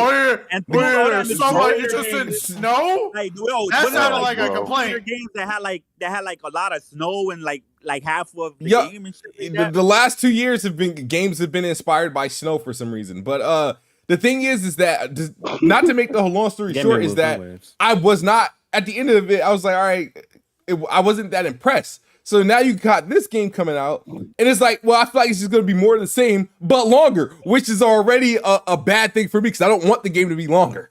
I don't. Valhalla! How long did it take you to play Valhalla? Bro, that's crazy. So how Gears long did it take? You didn't feel Gears 5 was more of the same but longer. You didn't. No. Gears 5 was not more the same. Longer. Gears 5 wasn't more the same. It wasn't more the same. Yes, it was more the same. Oh my god! You had more the same of what? You had some tiny open sections in Gears of War, and they're like, "Look, you can do this like 2 extra side missions in this one big barren wasteland that had no life to it whatsoever." And the rest you said more the same linear. of what though? No. If you want to say linear, Gears of War. No, every single Gears of War has been literally the same. Okay, all right. So I gotta totally disagree. In terms of I'm sorry, I haven't been listening. You talking about in terms of gameplay or in terms of like scenarios and visuals and like gameplay scenarios? So from Gears 4 to Gear 5. It was significantly different in gameplay and design and structure than the structure was. Yeah. Did you? Because they opened up 2 levels. That makes the whole entire design of the game different. Those are two levels. There's only 4 acts. That was 2 of that. 2 of the acts were open. Right. What was it? It's either 4 or 5 acts. So it's you could just explore a barren wasteland of nothing in these levels. So how is that exactly like? How is that exactly like Gears 4? That has this side mission over here. How is that exactly like Gears 4 though? Logan, that changes up the gameplay, bro. Yeah, how does that change up the game? You still running in there, my guy. Oh, so the exploration is a form of gameplay. Going to be to even say it's going to be more of the same. Oh, yeah, what I said about Gods of War is it's going to be more of the same but longer. But that's what I said. So he can say that without playing the game, right? But then, like, well, but the thing is, I played God of War 2018, and I seen God of War Ragnarok. Yeah, they confirmed that it's a much longer game, and the area looks pretty much familiar. You get a ski with dogs, but it looks the same. That's not the whole game. Ski with dogs. Bro. It doesn't. You're just trying to say that little snippet is the whole game. Yo, they show you the most unique parts of the game in their trailers. You let them get away with speaking on Valhalla, and both of them didn't even play it, bro. I got 30 hours in Valhalla. What the fuck you mean I didn't play Valhalla? I got 30 hours in Valhalla. I need you to take that back. Yo, that was your wife. No, that was your wife, bro. That was your wife that played that. No, but I'm just saying, I don't want to hear anybody talking about they're complaining about a long game. When you know damn well Valhalla took like 100+ hours. Yeah, but that was also like 2 years ago, and it was like the longest game I played that year. So, but Smooth even said you still played it. Well, hold on. Smooth said he didn't like Valhalla as much as he liked Origins.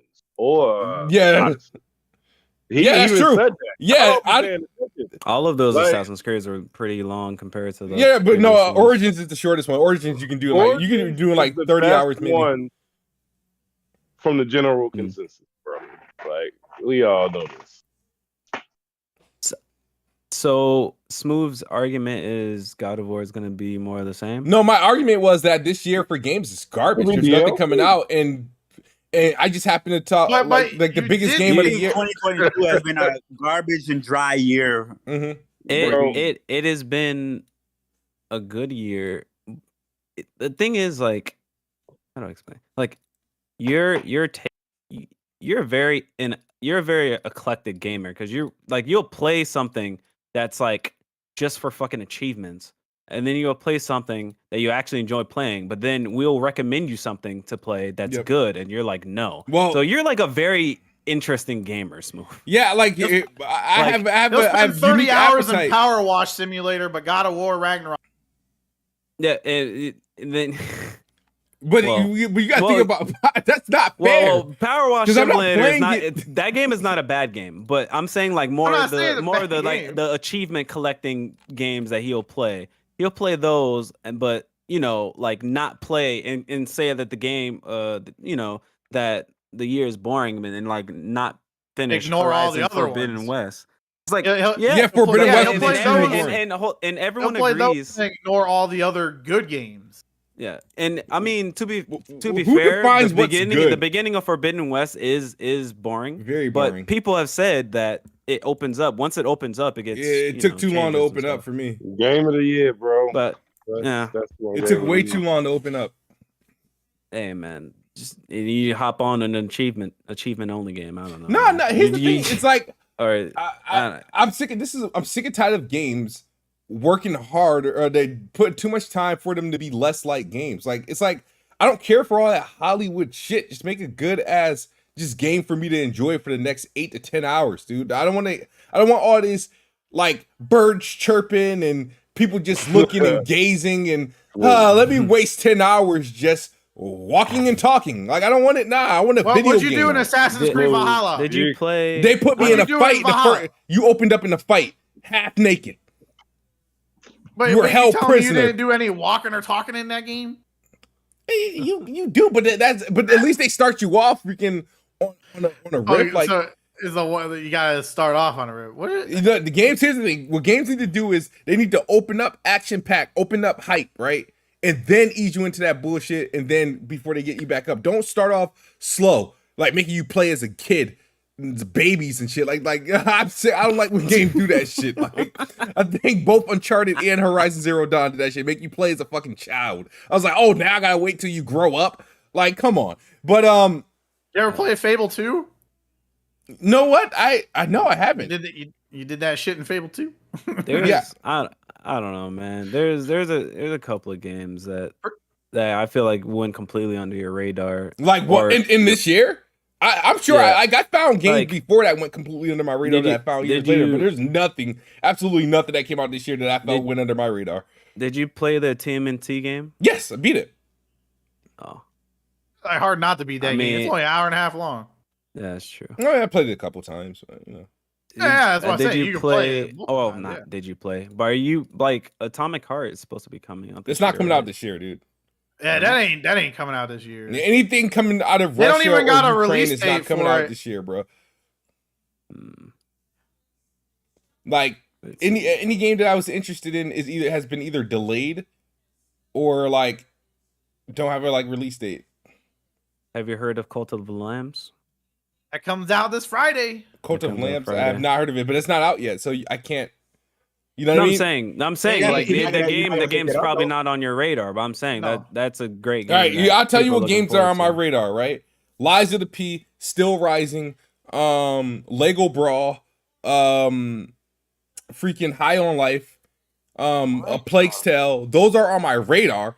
I'm not. These aren't like my most anticipated. They just on my radar. I'm interested in them. I think they look good, but yeah. I mean, but they have to release and actually be good. But yeah, I just always have a point of contention when people say like, "Oh, this year sucks" or something. It's like, and I listen to the games that they typically play, or the game, or you'll name a list of games. It's like, no, I don't care about that platform. No, it's only when they say it's only when they say like they're like this year's actually been like universally has been it's your taste in gaming is what makes this year sucks for you, right? Okay. But for a lot of other people like myself, this year has been fucking awesome so far. I mean, that's fair. You know, I do have a different taste in gaming, but I feel like I'm very diverse in what I play, and I pride myself on trying to at least, you know, let me get this genre out the way. And I usually find some gems. Like, you know what I mean? I feel like 2021 was an incredible year. I feel like 2020 was a decent year. You do genre checklists. It's like, I gotta beat a game for this genre this year just so I can, you know, say I'm diverse. I know what you do. He literally admitted to that. Yeah, he's like, I'm trying to beat at least one JRPG. Yeah, I set goals for myself. It's a literal, it's a checklist. Yeah, I set goals for myself, but I gotta like the game. If I don't like the game, I'm not gonna beat it. Like Scarlet Nexus, I end up liking. Like, I actually enjoyed the game. So great game. You know what I mean? It's like, I was like, you know, I want to, you know, try different things, and so I say what? No, I was gonna say, I need you to be Persona 5 Royal this year. I know you got that bet, right? Don't you got a bet with Bond? I think before like within the first 6 months. Like yeah, the game I gotta beat it like I think by Christmas he said or something like that. No, but I first of all, yeah, you beat it because of the bet with Bond and shit like that. But I need you to beat it because I want to use you, right, and the Xbox, right. I want to use you to expose some of these fraud ass ponies that were using Persona 5 and console war lists, and then to come to find out they never played that shit. Yeah. So it's gonna be funny seeing like, yo, Persona 5 just came to fucking Xbox, and you already had bots beating this shit before some of you capping ass Sony fanboys even beat it. I'm going to try. I need you to beat it. I need you to beat it for me, Smooth. All right. He don't ask for nothing, Smooth. You got to do this. Smooth, like for example, though, this is. I'm sorry. We compare years, right? And I'm looking at the games that I beat last year. Oh, Square Enix, man. Like, did I go back fast enough? It's still buffering on mine. Let me Oh, yeah, I think you're back. All right. Yeah, it's back now. All right. Well, we just going to watch this game in loop. Chris, I just wanted to say, yeah, I refunded that game. The stock sound of the what do you call it? The subway. That shit sounded so bad. Oh, I told you, bro. I told you that. It sounded so bad. What game you said you just refunded? Okay. Yeah, the whatever they fucking did to the audio is fucking funny. It's terrible.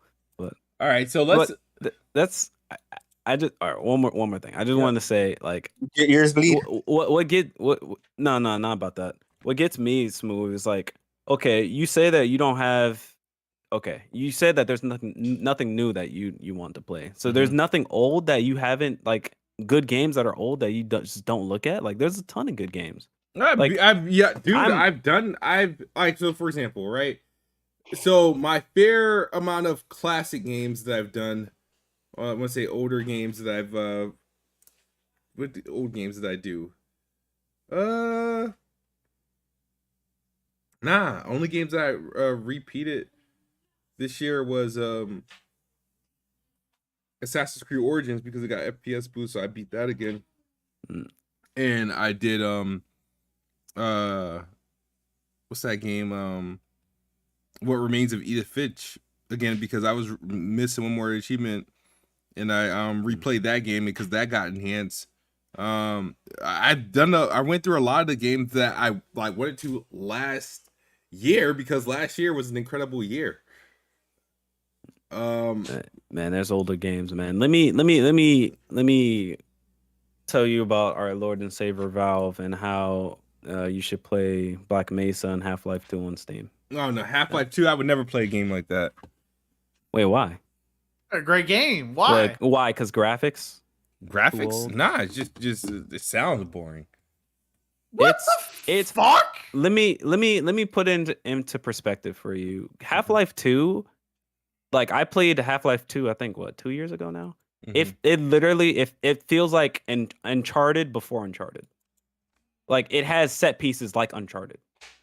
And that game came out 20 years ago. Is it? You can't. I don't believe. I feel like don't do that. There is no. Has some of the best level designs ever. Yeah, and also has great. Has one of the best physics systems and emerging gameplay. Absolutely. In gaming. Yeah, and that's why a bunch of games have been modded and they've made games based off of Half-Life. CS:GO is based off of Half-Life. Source engine. Yeah, off of source. Like a ton of games are based off of mods of other games. And Half-Life is one of the biggest ones where it's like it's a bunch of big mods. Off of the source engine. Yeah. But man, go play some Half-Life. Man, nobody give a fuck about none of that. All right. Hey man, that was always considered. It was considered for a long time like one of the best games ever created. Yeah, it's considered. You get it on get the orange box collection. And you get achievements. There you go, Smooth. Yeah. I actually think I might even have the orange that might box be like collection. 30. I just gotta reinstall. I think I do got that too. I like to have Half-Life 2, by the way. That was a good game. There you go. Yeah, Half-Life 2 is great, man. That's why a lot of people are waiting for 3, but I don't know. I don't think if they do a 3, I don't think it's gonna be the same level of impact as 2 was. Which is why I think they did the VR, because the VR they can at least do something new with the gameplay, you know. Well, I thought Half-Life Alyx was essentially Half-Life 3. Did they say that? Not really. No. Isn't there like an in between? It's a side story type. Yeah, bro. Half-Life 2 was big. It was huge, bro. Like you had a narrative going on, Morgan. Like it was good, bro. Yeah. It was really a good game.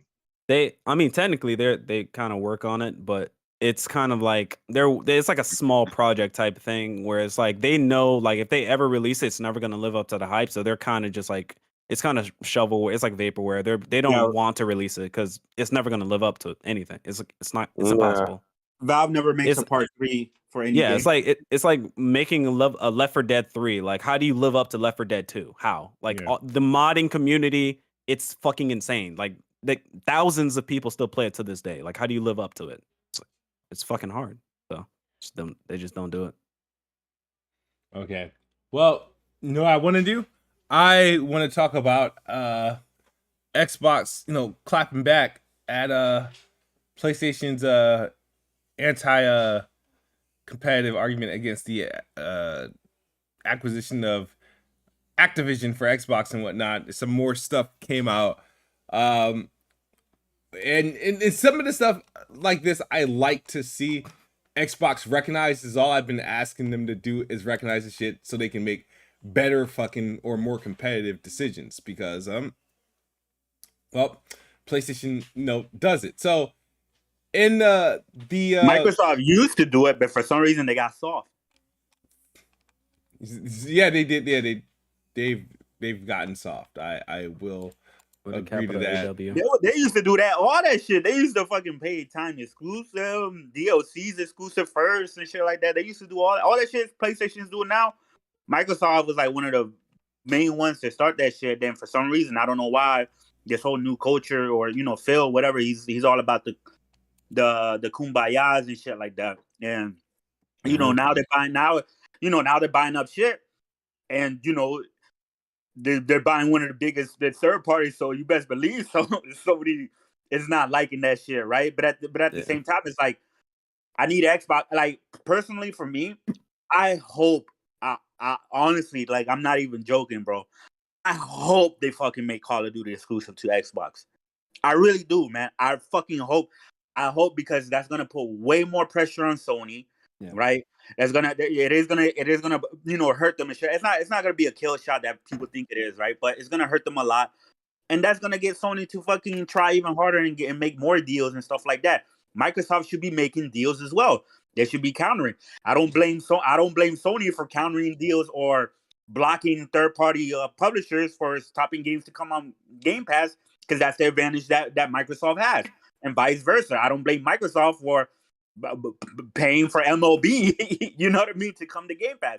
It should be like that. It should be back and forth and things like that. This whole thing, like, now people are trying to make Sony you guys the bad guy because you're blocking deals or whatever. Bro, they all do this shit, bro. Microsoft does it, even though they gotten soft or whatever. But they're buying fucking publishers. Starfield was supposed to come out on PlayStation. They completely taken that off of PlayStation, which, as they should. Like, that's how, to me, that's how you breed competition, and both sides gotta work even harder to gain more customers and stuff like that. So honestly, I don't blame Sony for being like yo, we don't, they're trying to make it seem like it's a negative if Microsoft buys Activision and shit like that. And I don't blame Microsoft be like, well, these motherfuckers block our shit all the time as well too. You block deals from us, from these third-party marketing and stuff like that. So Microsoft should just go ahead and be like, all right, well, we got a lot of IPs that does well on PlayStation that we could just take away from PlayStation if need be. If they keep taking games away, or if they keep locking down exclusive, take some of the fucking games away from them, and vice versa. So I think people make a bigger deal, and people and depending on who you're biased against, you're gonna make it seem like the other side is worse than the other one. No, they're all the same. They all do the same shit. I really think PlayStation is worse than Xbox. Of course you do.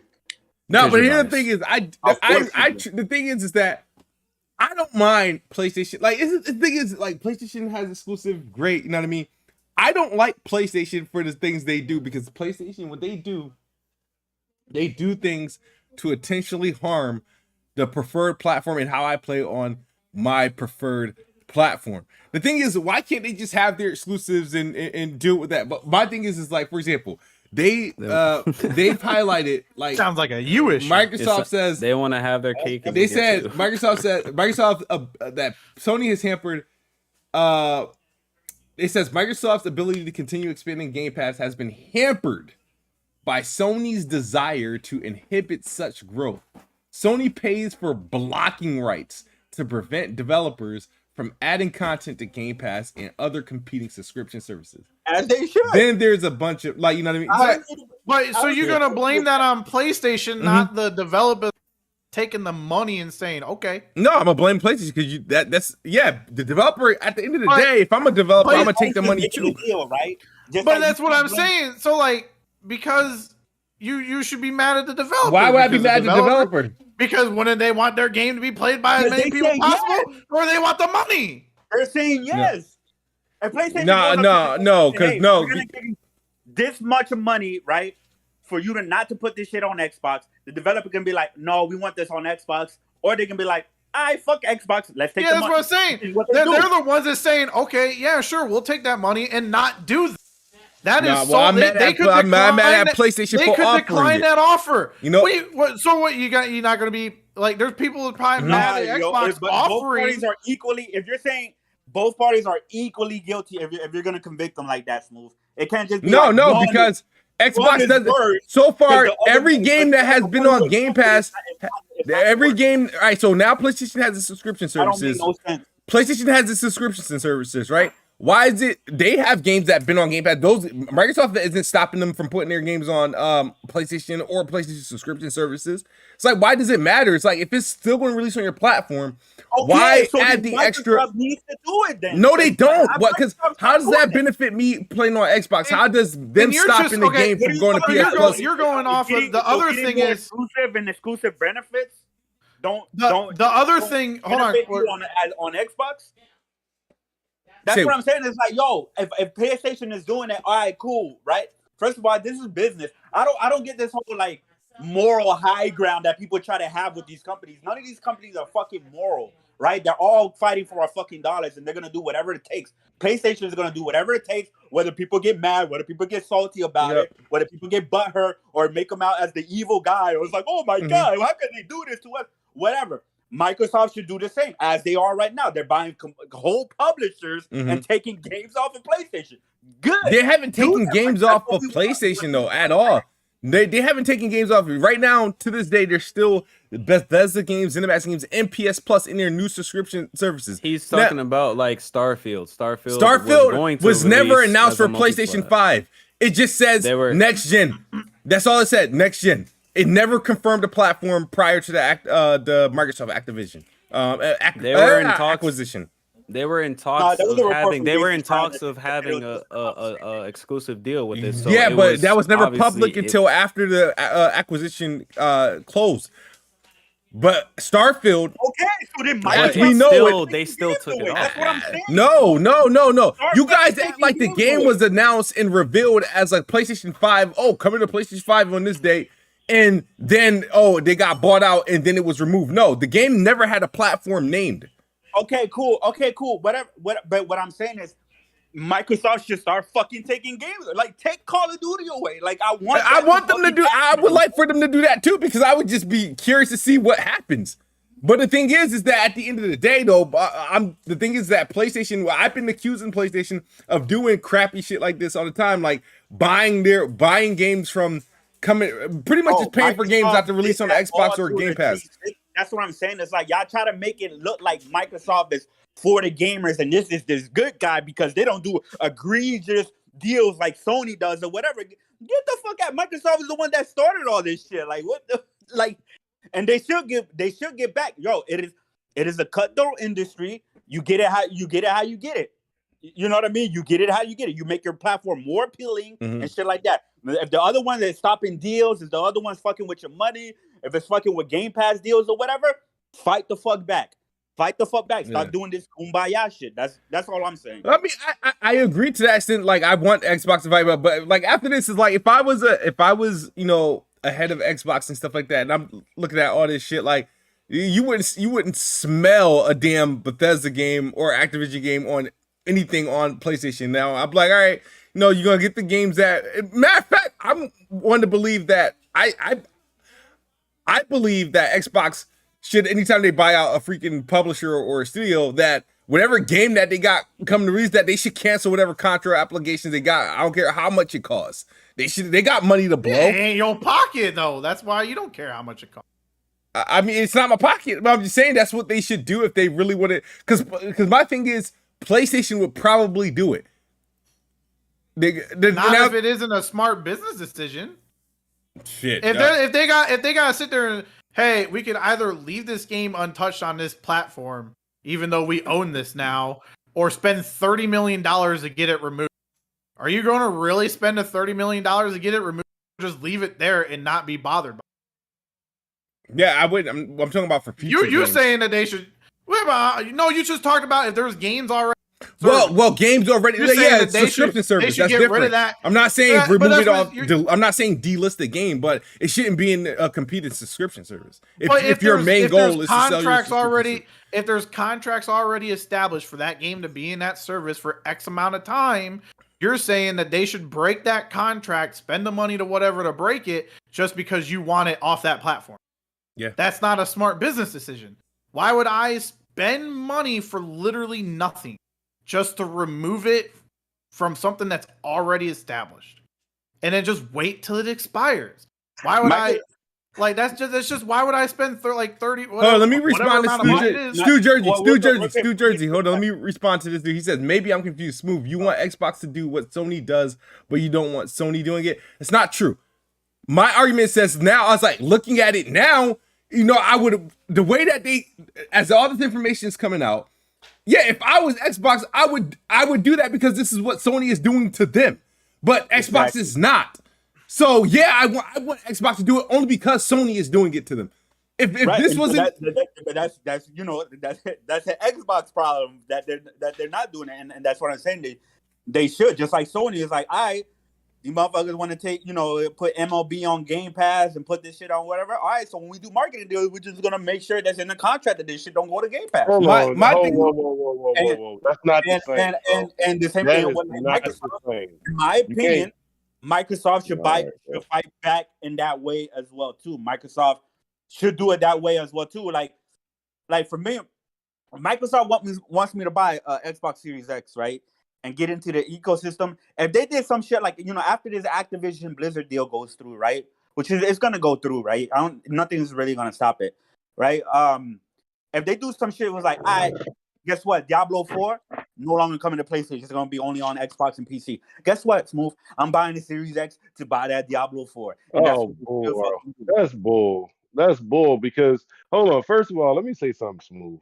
He comparing bringing games to Xbox is the same as keeping games off Xbox from the other platform.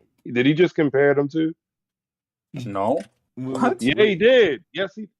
All right, Chris, let me ask you so I get a better understanding because maybe I'm tripping over here. But you saying, all right, they complaining about this, but you like how they bring in Persona to Xbox and bring in MLB. You mentioned MLB. They literally just brung MLB to Xbox. That's all they really did. They've been trying to bring games to Xbox for a while now. They just trying to bring them over. I don't understand how that's the same as paying a developer to not put it on Xbox. Wait, that's what are you? I don't know. It's not even about putting it on Xbox. That wasn't the argument I was making. Like when Resident Evil 8 came out, right? There was rumors that PlayStation, because PlayStation had a marketing deal for it, and in that marketing deal contract, Resident Evil 8 couldn't go into Xbox Game Pass. Not that it couldn't release on Xbox, it just couldn't go into their service. So you could still, they didn't take anything away from Xbox other than it just wasn't allowed to go into Game Pass. That's what this whole thing is. So they paid. The dog. They paid. They said, "Hey, we want the marketing deal rights to this game, and it can't go into any service." So they literally paid for it. But they didn't take the game away from the platform. It released on Xbox. Anybody could go and buy the game. You just couldn't be on that service. I could tell some of these people literally just started gaming halfway through the Xbox One. If they're saying, when did Microsoft do that to Sony? Bro, the 360 was Microsoft being cutthroat as fuck and making deals. That's why I'm confused. I don't know what we're talking about. That's because the 360 was a beast, man. It had the leverage to do that. Yeah, it had the leverage to do that. So when the Xbox One did not, it just didn't. Now had the leverage for that, and they started doing that, right? So Microsoft should start doing that shit again because Sony is not going to stop. Sony is not going to let up. Sony is not going to be like, let me say one thing, Black. Hold on. Like you fanboys are so like y'all so enamored with this console war that you don't get caught up in that, Chris. Microsoft is the good don't get guy. caught up in that. Yeah, these like basically don't be enamored with these companies. They're all corporate. They're all corporations. They both do the same shit, bro. You guys like literally. You guys fanboyism. It's just you're just sucking off this companies. That's it. Yeah, they're both companies. A fanboy whether be like, no, it's not the same shit. Microsoft does this. That's what makes them better. They're better morally. Like, get the fuck out of here, bro. Corporations, they don't have your interests at heart, bro. Like they don't. Like I'm not saying like everyone there is like cold hearted and shit, but like they're there to make money. They're not there for idealism, bro. Like they're not there for idealism. Like these companies have done the same shit, just in different eras. I gotta ask a question because we all do this whole thing. Microsoft did this, Sony did that, right? But when different leadership get in there, and I'm gonna use Jim Ryan for example, because he did a lot of things that a lot of PlayStation guys didn't like. And then when Matrick got in there, he did a lot of things that Xbox dudes didn't like. And now Phil Spencer. And you see what I'm getting here, right?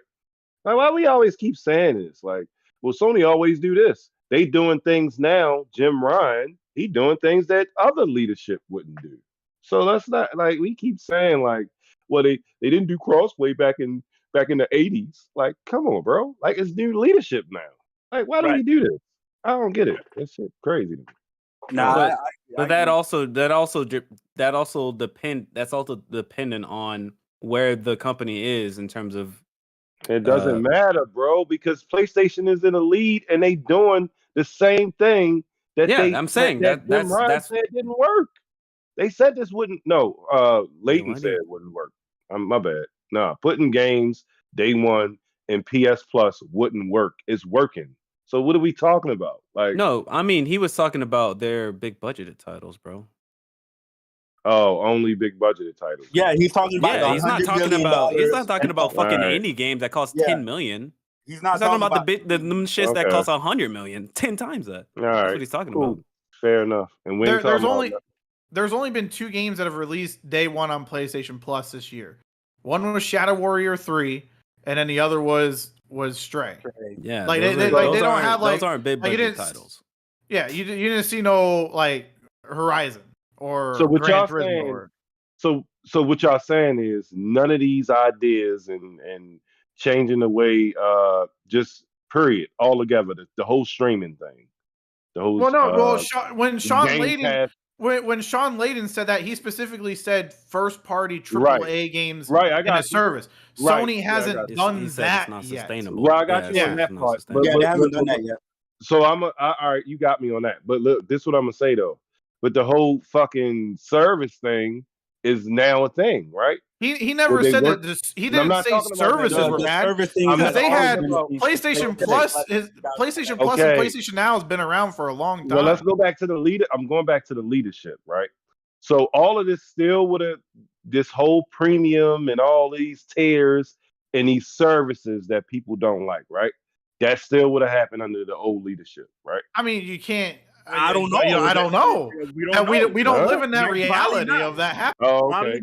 It probably wouldn't happen. It's a possibility. Okay, so we think a possibility. Well, you gotta think because PlayStation Now has been around for a long time. Now it's just being incorporated into PlayStation Plus.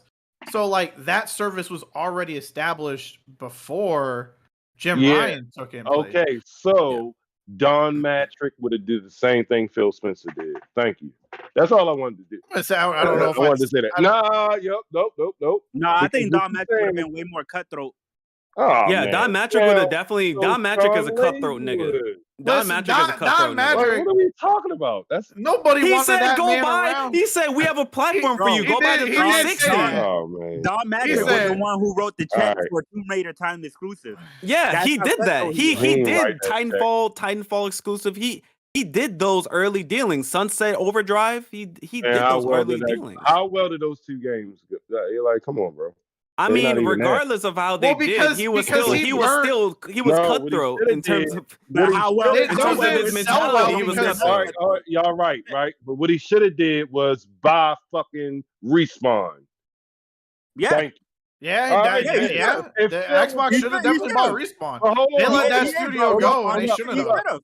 Hold up. If Phil was in that position, then Respawn would have been bought, and all y'all would have been. No, Phil was around before Respawn was bought. What do you mean? What are you talking about? Phil was not in charge back then. You just said he was. Respawn got bought after Titanfall 2. Y'all just said Don Matrick wrote all the checks. So what are you talking about? Titanfall 1? All of them. Like, what are you talking about, bro? What do you mean? EA bought Respawn while Phil Spencer. When did Phil Spencer start on Xbox? Got it.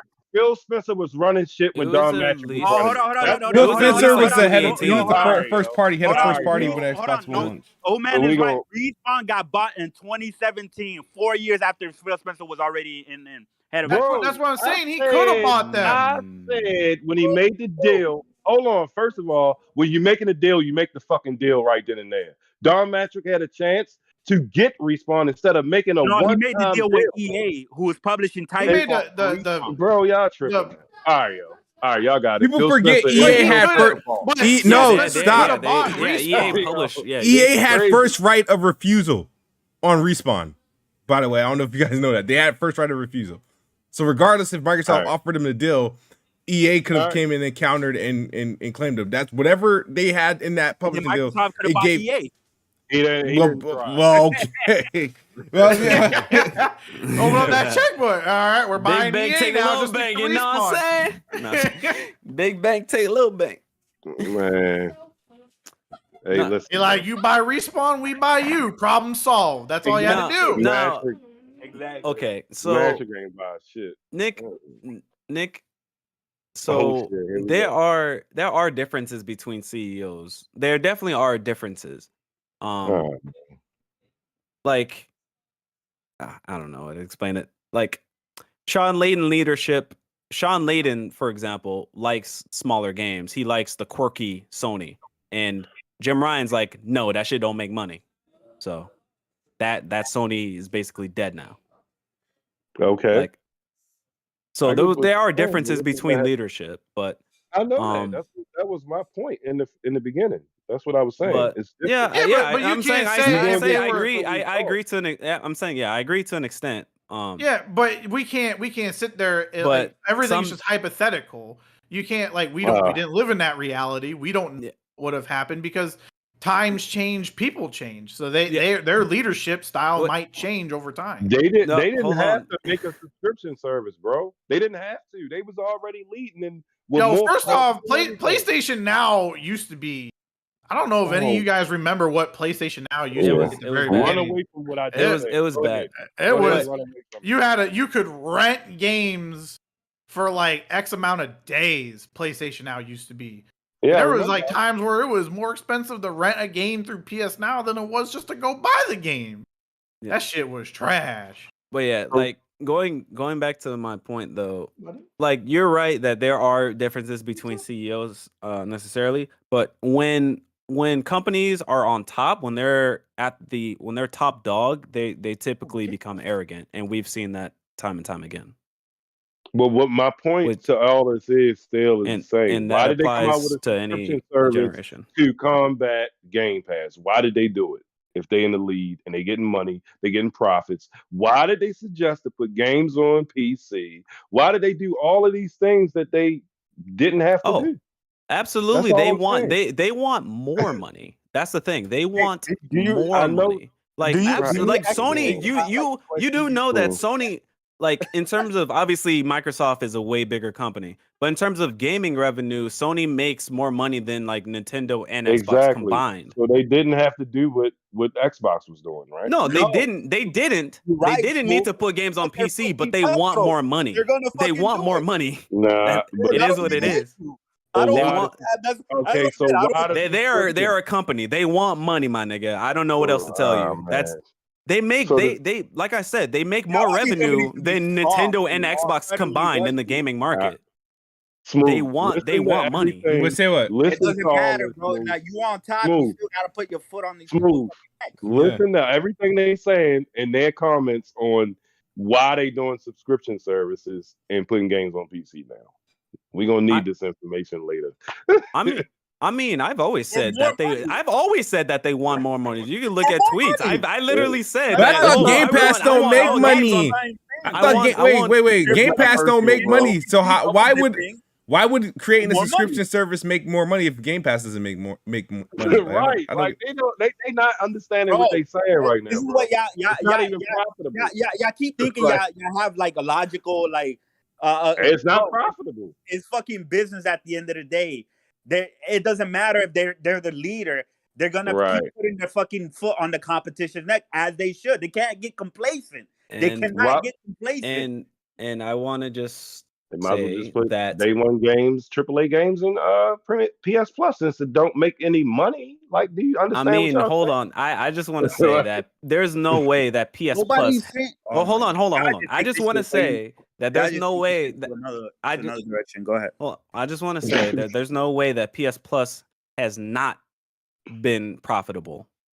Like initially of a bit. Yeah. There's no way that it has not been profitable. And then they restructured PS Now within PS Plus. Now, are they like the thing is Game Pass, the idea of Game Pass, like we said before, the reason that Game Pass may not be profitable is because they're putting their biggest games in a service day one. Sony aren't doing that. Like we said before, Nick. They're not putting their biggest games in the Right. if they put all of their $150 million games in PS Plus, that would be a problem. Well, I don't know why they're making 100. But never mind. You sound real smart to a dumb nigga, bro. But let me tell you something. Let me tell you something right now. Let me tell you something. Oh, hold on. What in the fuck are you saying? I said this earlier. They're not. Nick, you're sounding. That's such a dumb statement, bro. That makes no fucking sense. Let me explain why I'm saying this. All right, go ahead, man. You gonna keep saying the same thing, bro? Okay, go ahead. So I can break down your argument. Go ahead. Okay. Go ahead. I'm not gonna hold back anymore. Go ahead. Listen, bro. These games that come out, y'all didn't even know how much money Uncharted 4 made off microtransactions. Y'all didn't even know that. Like, I sat here and explained it to y'all last time because y'all was telling me something else about these games selling all these copies. And I'm like, y'all don't even know the numbers on the microtransaction. Y'all don't even know it. So I mean, I've seen the numbers on PlayStation. No, you say they don't profit off of putting AAA games in the service they want, and you don't know how they recoup the money. How much money did Halo Infinite get back off of the release in Game Pass? Do you know? How the fuck you expect that? Okay, all right. Thank you, Chris. That's what I said. Why do you ask these questions that you know you don't know the answer for? What do you mean? Okay, let me. Okay, like, so let me just go through. That's all I'm gonna tell you. Okay. So let me just go through every facet of the statement. Mm-hmm. Okay, so let's think about this. So Game Pass is what, $10 on the console, $15 if you want Ultimate. So they constantly do promotions where, you know, $2, $5, multiple months. No, I'm going through every facet of it. And let me talk, my nigga. I let you talk, bro. Let me talk. Because you bringing up this rare bull. I'm going through every facet. Oh my God. If we're not gonna analyze every part of said structure, why the fuck are we even arguing? The fuck is the point? I could say people pirate games. I'm not gonna do that because that's crazy. I'm not even gonna have this argument. I can't even go through every facet of Game Pass. So okay, bro. That small ass percentage is less than -1%, bro. Like, what are you talking about? Like, that sounds like a dumbass nigga statement, but I'm gonna follow. You're supposed to be smart. I know you took statistics. You don't use a smaller number, bro. That is a small ass. Holy shit! Like, that sounds like a dumbass nigga statistic. Look at this fucking glue eater blenders in the fucking chat. That number is huge. Like, what is going on? All right, go ahead.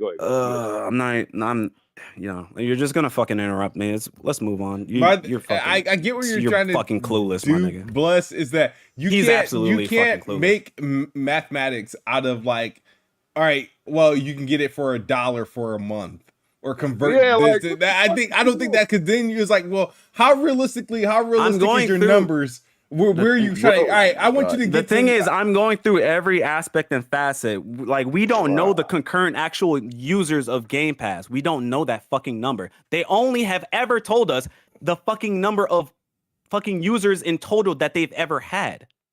We've had 25 million. They never have said ever said the fucking concurrent users.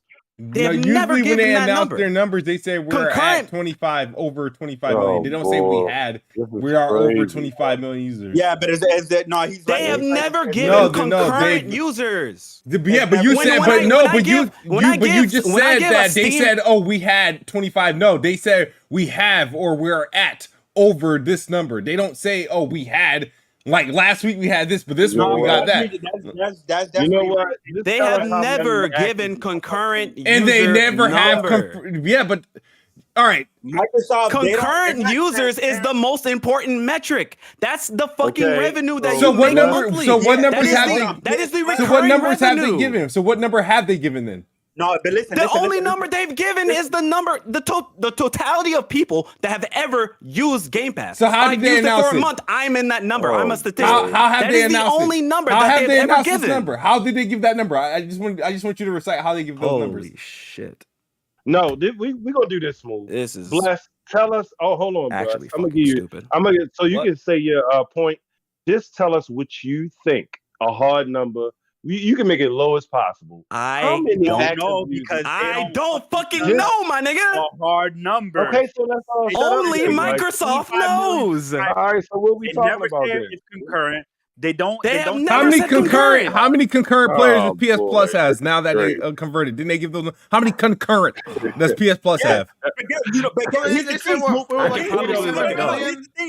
Here's the thing. I can probably look it up. Report, right? You'll see PS Plus. One time they'll say it's 48 million. Shut up, nigga. Then the next time they report it, they'll say it's down 46 million. And then the next time they report it, they'll say it's up 50 million. So they're actually telling you the concurrent because they tell you the drops in subscribers. Give me the last three. Give me the last three numbers for PS Plus. Give me the last three subscriber count for PS Plus.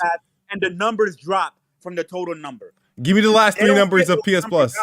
Microsoft, they don't post profits. They're barely transparent of any of their fucking things when it comes to exactly. All right, they're not very transparent, and they haven't. And the thing is, they haven't been very transparent of their numbers. That we've known this. They haven't talked about sales in fucking forever. But that's Microsoft overall, though. But that's their overall, though. That's Halo. People have shot 10 billion bullets. Like they haven't been transparent for years. Question, but you know that's overall Microsoft, right? That's overall. They do that with all their business. To be fair, okay, but they're still not transparent, my dude. To be fair, so are they not the richest company in the world or not? Because they can be lying about that. To be fair, we can't say that it's not concurrent, right? But nobody can say that it is concurrent. Their wording makes it very clear that. But the thing is, very ambiguous. It's very consistent with all their reporting. Consistent, concurrent. They never use any type of. So, but the thing is, they do that with their entire business model. So my thing is are they doing poorly overall as a business because they do use the same metric across their whole portfolio? They really think like. Whenever we talk loud and of passion or whatever, they really be thinking people are mad. These are some of the softest dudes, bro.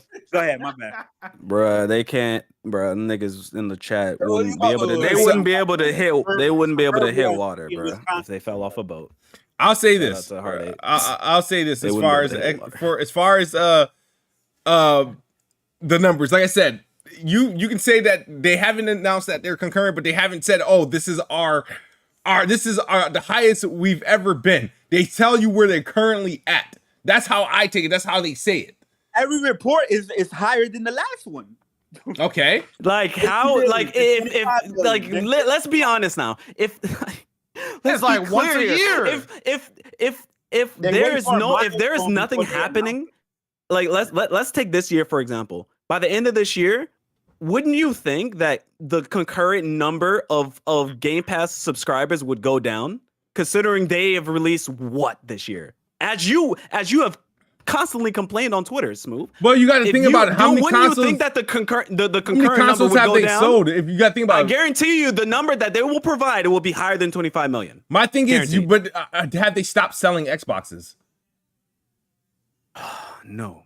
So you got to consider every Xbox that they sell. It's likely a Game Pass subscription, especially the Series S, since it doesn't come with a disc drive. The thing is, my dude, if they don't have the content, if you have the console, if they don't have the content, current subscribers may unsubscribe. Look at Netflix. They're canceling shows that people like. People are fucking leaving. Like, what the fuck? Like, Smooth. Like, this is not rocket science, my dude. All right, it's not rocket science, but you're talking as if you have give me the raw numbers. Give me the data. Ask fucking Microsoft. Knock on their fucking door. It's not rocket scientists, but you're telling. Knock on their fucking door. We'll be able to get it. Do your math solutions, because you're telling me it's not rocket scientists, so you obviously have some sort of solution that's about to break it down to me simple. I am only smart enough to tell you we don't fucking know because they are not providing it. Period. Okay. I'm not a statistical genius. I'm just looking at the fucking obvious they're not providing us all the facts. I can come up with a random conclusion out of my ass. It's not going to be relevant to any degree. We don't have the fucking information. We're not in those offices. We don't have that information, my dude. So I can't I'm not like, what the fuck do you want from me? The problem is that we don't have the information and they're not providing it. Well, Sony apparently has the information because Sony says it has was it 65% of the subscription market base. They clearly see something in it as they're trying to stop this Activision deal from going through, regardless that Call of Duty will remain on PlayStation. At worst, at best, is going to go into Game Pass. That's all. So my thing is that I feel like, now I mean, somebody's lying. And somebody's being dishonest, bro. Somebody's lying. Somebody's lying, bro. What do you mean? Somebody's lying. Somebody's lying. There's a liar in our midst. But what the fuck? Yo, what? But I want now. As much as I'm sick of talking about this stupid acquisition, because I don't want it to take so long, because all of it's just every time they go through one of these approvals or something or reviews, something's going to break from it. Some story's going to break. We're going to find out some information. I just need this deal to close, and I need Xbox to drop those games in Game Pass. I honestly really don't care how it affects PlayStation. I really don't. But I am excited to see that Microsoft acknowledged that, hey, PlayStation does crappy shit to our business model. And my thing is, how does the FT... Like, my thing is, if none of this shit should be under review. Because if the FTC is challenged, like, hey, there might be a problem with this acquisition, and there might be a problem with some of these contracts they're letting PlayStation do. It's on a way more smaller scale. Like, if you have a contract with one game. So PlayStation only done this for one game. If you're negotiating per game on a per game basis, that's different. Especially per publisher when basis. The publisher itself, especially when the publisher themselves are releasing. Say if they release 15 games per year, and Sony negotiates with them on 6 of those games. Well, Sony is anti-competitive. You know why? Why? They're anti-competitive. Why? Because it's a bitch move, and they're not confident in their brand. Yeah, they're not confident. They're not confident. They're not confident. They're not confident. Listen, they're not confident. He called Sony pussy. They're not confident in their own product. Hold on. Let it be that then. That would say that would be saying Xbox is a bitch because they gotta buy a whole ass publisher. Why can't you negotiate? Listen. Why can't you just be good enough to just have them? Listen, them want to make exclusives for you. They're not confident enough in their product. Every time I try to say sorry, Xbox ain't confident either. That's why they're buying everything. Let it be bitch moves, and I hope they continue to do those bitch moves just to piss you off, Smooth. Yeah, and the thing is, PlayStation isn't confident in their own product and services. Sure. Well, what do you think Xbox because this is why it's anti-competitive. So you're telling me confident in their services? Let me finish. Is their games? No. I want to hear this. Let's move finish. They're not confident. Here's the thing is. The thing is that it's anti-competitive because you're telling me it's like, okay, even though we're PlayStation, we're the granddaddy of them all. We got our exclusive and games coming in. So that means no matter what Xbox does, you know what I mean? That's the whole point of competing. If Xbox should be able to put games in Game Pass, right? And those same games can release on PlayStation, and PlayStation should be confident that those games will still sell and perform greatly on PlayStation despite being on Xbox Game Pass. No, they handicap the Game Pass potential by stopping that option altogether. So that's why it's anti-competitive. Because they're not allowing them to compete. No, they're not allowing them to compete. They're not allowing them to compete. They all have their unique selling points. For Xbox, it's Game Pass. For PlayStation, it's exclusive. And they're awkward looking ass fucking consoles with hentai porn games. And for Nintendo, it's their fucking, I don't know if I'm a console or a handheld sort of solution. But they all have their unique selling points, right? So my thing is, let's see how Xbox competes against PlayStation with its point of entry.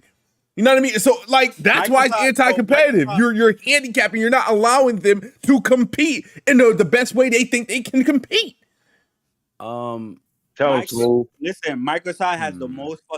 That's what I'm saying. Like I don't feel like the fact that Sony is able to do these deals and Microsoft has way more money to them. That's why it's like to me this is actually funny to me. But like. Let Sony. That's what I'm saying. When you're on top, right? Like when you're on top, you can be taken down by anybody. Like nobody's on top forever. So they have to make sure that they do cutthroat business to make sure that the competition doesn't grow past them, right? Y'all might not like it. Y'all might think it's bitch moves. Y'all might think, oh, why is Sony so afraid? Y'all can spin it to whatever narrative that y'all want to, right? Y'all can make Sony look like the biggest bitch or the biggest bad guy in the world. It doesn't fucking matter. Microsoft needs to get their head out their ass, stop this kumbaya shit, and start being fucking cutthroat. Again. So smooth. I mean, Microsoft has done the same stuff in the past. I don't care what they did. The time. He doesn't care. That's what I'm saying, man. They have done timed exclusives. They have done timed exclusives, and oh my god, is that not anti-competitive? Yeah. No. Is that not anti-competitive to have timed exclusives? Like what? The best-selling Microsoft, the best. I'm so confused. The best Xbox platform was the 360, and that was the generation where they were the most cutthroat, and they were doing the exact same shit. Exactly the same shit. Timed exclusives, like fucking I'm not, like I said, purchasing exclusives, timed exclusives. Here's the thing. I don't have an issue with general exclusive. You don't have. You're just a fanboy, bro. I'm not a fan. I don't know why you argue with this shit. It says Xbox. I'm an Xbox fanboy. I don't care about being a fanboy. Like that doesn't bother me. Like there's nothing wrong with being a fanboy. I just can't stand when people talk up. I hate when people twerk their little ass up to PlayStation and act like they ain't fanboys and they would have like, everything PlayStation do, it's good, it's great, and all this stuff. Just like all these Spider-Man reviews that people talking. This game is bugged the fuck up, and all these journalists can do is just say, but they're fixing it quickly, they're on hand, they're doing this. Nigga, tell me what it is. What are you playing? Is what you're playing is a piece of shit. Some people gave Halo Infinite they said it was Game of the Year. Yeah, Halo Infinite was Game of the Year. It didn't have any bugs. Oh my god! It definitely had bugs. I didn't experience bugs. It definitely did. What bugs? It definitely did. What bugs? What bugs went viral on Halo Infinite? No, he's talking about Halo. He's talking about Halo. Yeah, Halo absolutely has bugs. Some of the bugs are.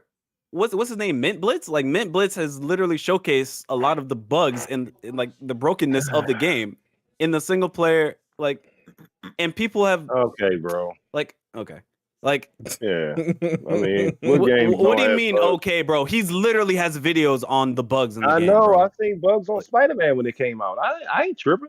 I seen the Easter egg bullshit they tried to play. Oh yeah, the Easter egg. Oh, it's not a bug's an Easter egg. Bro. Like, we're not about to do this. They played tribute to Blocky Head. Yo, they was like, it's Jesus. Easter egg. That shit looks good. Nah, but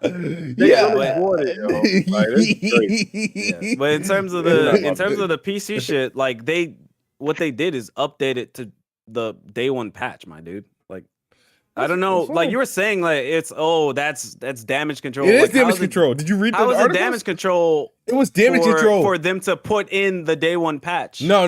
Here's the thing. Journalists had early access to the game. The game had some problems. They identified them, but they quickly they band-aided. But like it's like, okay, bro, we get it. I don't understand. Man. How is that damage control? How is that a problem? The game hasn't fucking released yet. What are you talking about? So why are they playing it? Oh my! They are journalists. They get the game early. So what are you talking about? Shouldn't you put your best foot forward? The game hasn't released. So shouldn't you put your best foot forward? Shouldn't you put your best foot? I'm botting. Yeah, No, I mean that like Smooth, You're how many literally pre-release Xboxing games have out. you played? You are said what? Xboxing out. You're making absolutely no sense. How many pre-release that you're games being have a you played? fanboy. I played a You're ton, buying but they were you working. You are fanboying the fuck out. But you What the asked fuck are them you why saying? they playing the game right now because they're reviewing it. Why do you need a Like, review? what the fuck? Wait, Why are they playing it now? why do you need a review code for a game that's already that's been out for 3 years, 4 Because years? It is a new port. Oh my god! It's on PC. Wow. That's like when Skyrim came to the Holy Switch. shit! There was That's a like- review for the Switch version. Exactly. You have to review the port. It's not the same. It's not going to be the same experience. That's why there are reviews for the fucking port. There are reviews for the port. Hello? It's a port. No, you It's can't not that remove big of a You deal, are bro. absolutely. But hold You're on. making It's not no that big of a fucking deal. sense. You're So making no fucking sense, What are you bro. reviewing the port for at this point? My thing is, what the is there to talk differences that about? it would have on that Oh my system. Jesus fucking Christ. my Are question. you fucking serious? All right, so question. So order Are review. you actually serious? Yeah, I'm serious. Listen to this. So every You're review, fucking listen, insane, bro. motherfucker. Listen. What the fuck are you saying? Listen. Listen. What? All the reviews for the Spider-Man port, right? Do they only cover PC specification, or are they talking about story and all this other I haven't read shit? them yet. They're not out yet, are they? I watch Skill Up's thing, and it literally it's all about the fucking port. It's about the settings. It's about literally the DualSense support. It's about the graphical set, like the performance. It's literally only about the fucking port. Really? It's not about reviewing the game. Hold on. Smooth. You okay, dog? What are you saying? I'm actually. I'm literally hearing you say, why are they reviewing a port? Suppose I have a video card or a what the CPU fuck? that doesn't run the game properly, and I may need to know that. Like what the fuck? Yeah, I'm trying All to right, get so it. my question just is, release it. all Send it. right, Just send it. so all right, so I just want to make sure that all the PC reviews of the game is going to be based on how it runs on PC, not about anything else. Why would they be? Why would it be about Why would the they be content? focusing All right, on the fucking all right. content Yo, again Nick. if the game Nick. has already been? Nick, God, Nick, it's going to. no, I just want to make sure. So you're telling me that every review that's about this port is literally about nothing else but how it runs on PC and nothing else. You can't I'm say not that for gonna make that every fucking review. claim, my nigga. Why? I'm not gonna make That's that the question claim. I'm asking. Am I gonna watch that would every literally fucking answer review? my question. No. That would literally answer my question. Why are they reviewing a port? Bro, the game is old. Holy Everybody knows fucking what shit. the game is. I They're kn- reviewing it for a different audience now. And a different audience has a different hardware configurations. Exactly. I'm not gonna sit They here. reviewed Final Fantasy VII Remake on PC, but despite it being good on PS4 and PS5, it was trash on PC. Exactly. Like I'm not gonna sit here and say like, oh, they're not gonna touch on like the story. I'm not gonna say they're not gonna touch on like say have like give their opinions on the story or whatnot. I'm not gonna fucking sit here and say that. But the main purpose of the fucking video will be how is the fucking port. Like when Doom was ported to the Switch or Doom Eternal was ported to the Switch, they're not gonna sit here like, oh yeah, like the story of Doom. They're not gonna fucking sit here and talk about that. The main objective of the fucking video is how is the fucking port. Nothing like that's the main objective. No one would watch it otherwise. So my thing is, why do they need early access to it? Hold on, yo, hold on. Review. They have a review. Holy Hold shit! on. Why? Just like anything. No, smooth. Why does the public need early access to a port. to videos? To a port. Why don't To they a just port. get To a port. why don't oh Jesus Christ. Why doesn't the reviewers just get it when the public releases? Why don't they just get games when the public releases?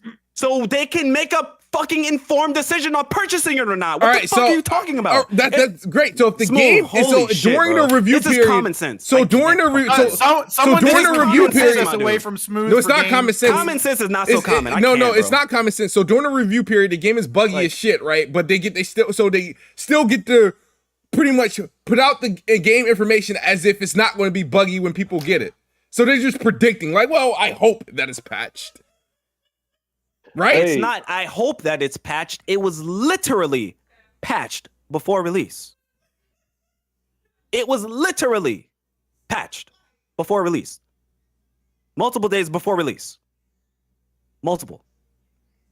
Hold on, y'all. Hold on. Let's read. And reviews have talked about it. Like Skill Up's review talks about it. Like literally talks about it in the review. Let me ask you a question. And Smooth, stop. Yeah, this not the shit you want to fight. This is ridiculous that you trying to argue with them about that. But no, hold on. I gotta say something because Chris, what did these guys saying to you to making you like feel some type of way, bro? I'm curious. Like, what are you talking about? Nobody's making me feel any type of way. Oh shit, bro. Like, what did Geek God say to you, bro? Like, I'm trying to figure out. Nah, these motherfuckers, they just say stupid shit. So it's like, bro, like why you mad? Like, that's not nothing to like. Come on, nah, bro. It's just yo, stop being fucking an idiot in the chat. And that's what it is. I don't give a fuck. So I don't even know why you're bringing it up to me because I really don't care. I was just wondering because I went and looked. I'm looking at the messages that you blocked, and I don't understand. I was just like, damn, Chris a tough guy. Yeah, I was low key wondering that too. He was kind of he brought the blicky, bro. You've been shooting. Yeah, that's why I got low tolerance for stupidity. Even on my Twitter, I got nah. Hey, no, the shit you put out there though, bro. Come on, it's just like Bond, right? Bond, you got low tolerance. Bond, you got low tolerance for stupidity. And why you mad? Why you mad though? Bond took some shit. I don't know, bro. I haven't watched it. I don't know. Well, maybe. Yeah, that's a stupid ass. Why you mad is a stupid ass fucking comment. Like that is a stupid ass comment. Hold on, it's Planet Xbox, and you are a hippo, aka pony. I call y'all hippos now. Hippos? You know, but you are my guy. Yeah, what's the meaning behind that? Oh, yeah, it's just, okay. You know what I mean? Like they grounded in. Hold on. Somebody. The difference is with Smooth. I could tell him to his face that he's being dumb, and I could argue with them. True, these motherfuckers cowards. They type it in the chat, but they don't want to pull up. So that's why I was saying, at least give him a chance. Be like, yo, pull up and say what you gotta say. At least. I didn't hear that. I didn't hear that part. That's what I was saying. These motherfuckers never pull the fuck up. I think a couple of them will. Well, the guy Mage might. I don't know, but he been here for like a couple of years. Well, actually, since the last Planet Xbox, I know he's been around. That's why I was asking early. You know. But anyway, no, I'm talking about Elusive Mage. He was saying that the show is fire, and he blocked that shit. I was like, damn. Yeah, he's been a regular. Yeah. But go ahead. I'm sorry, I ain't gonna break it up because of that, but I just was wondering. The motherfucker was being stupid on Twitter. So I remember. That's it. All right. Oh yeah, that is. We can segue. If I don't know if that's a topic, but yeah, Forge is looking good. Forge. Yeah, Halo Forge. Why Forge making 3 look like the most incompetent studio out there? Oh yeah, it's definitely making them look incompetent. Yeah, 100%. Look at this map I made. Where the fuck is that 3 for 3? I look at this map I made in like 6 hours. Yeah, they're working so hard. Fuck are you 3 for 3 to get their content? Yeah, they're working so hard to get other people to make their content for them. It's just that Jesus. Well, then hire them. Fucking hire them. Yeah, they're remaking old maps in like a couple of days. It's like y'all been working on this game for 6 years, my nigga. What the fuck? What's going on? What's good? Look, I made this game. They made it in a few days, bro. like all the iconic maps, like people are starting to make those. Like I'm just that's saying, crisp. That's 3 for 3. Man. After that, I saw like what people were doing Forge, I was like, yeah, 3 for 3 just needs to get cut. They just need to go. Yeah, I enjoy Halo Infinite thoroughly. Like I love the campaign. I thought it was great. The multiplayer was great at launch, and then it fizzled out after the first season so badly. I mean, I look at all these. I play it from time to time because it's a solid first-person shooter with its mechanics. The gameplay is great. It feels good, but everything about that game is not rewarding at all. The battle pass system, the way you rank up, anything like that is non-rewarding, non-incentive at all for long-term measures. And then you got the Forge, whatever beta alpha came out, and you got all these people showing what the fuck they can create in that. And you telling me this dude has spent a couple hours in this mode can make better content than you as a development studio? That speaks volume to me. I mean, to give the credit, they have to put the assets in the game for them to use. All I'll say then is make their own forge the map. Then make their own fucking maps. Yeah, they could have at least made the old maps. They could have remade the old maps at least. Yeah, how do we not have fucking legacy maps is beyond me. Yeah, you know what? They call this game Halo Infinite and it should be called Halo Finite because there's a finite amount of content in it. Halo Finite. Honestly, if we're being real. If we're being 100% real, they gotta drop that fucking Slipstream engine. They gotta fucking drop that. Slipspace. That is literally that's their biggest hurdle, unfortunately. Or whatever. I don't know. He said Slipspace. I don't know. Slipstream. But like that whatever it wasn't that great. Yeah, unfortunately, that's like their biggest hurdle because of that engine, it makes making minute changes in like the multiplayer harder. It takes a lot more to do like small changes to the multiplayer, which is a problem. New, so right? it's like it's a new engine. It's like a lot of teething problems. It's like that having a lot of teething problems on your most important fucking franchise is a fucking problem. So honestly, I mean, right now, obviously, they can't just up and switch engines, but like their next game, just don't use the Slipstream engine, bro. You can't be taking all this goddamn time, you can't be taking all this time to make minute changes and to add and to be adding content, taking all that time because of the fucking engine. That's a problem. Well, that's their biggest hurdle, honestly, is the fucking engine. The biggest hurdle with never mind. I was gonna say something rude. Say your piece. It's not peace. It's just me making trouble. The problem is they got just say it. You about to get canceled. I'm probably gonna get canceled. Yeah. You about to get canceled. I was gonna say the biggest problem is they got a bunch of liberals working there, and they care more about more about their feelings than developing games. But they got a bunch of irregulars. And some racists too with motherfucking what was that shit? Oh, the fucking Juneteenth one. Oh yeah, that shit was OD. Like, come on, bro.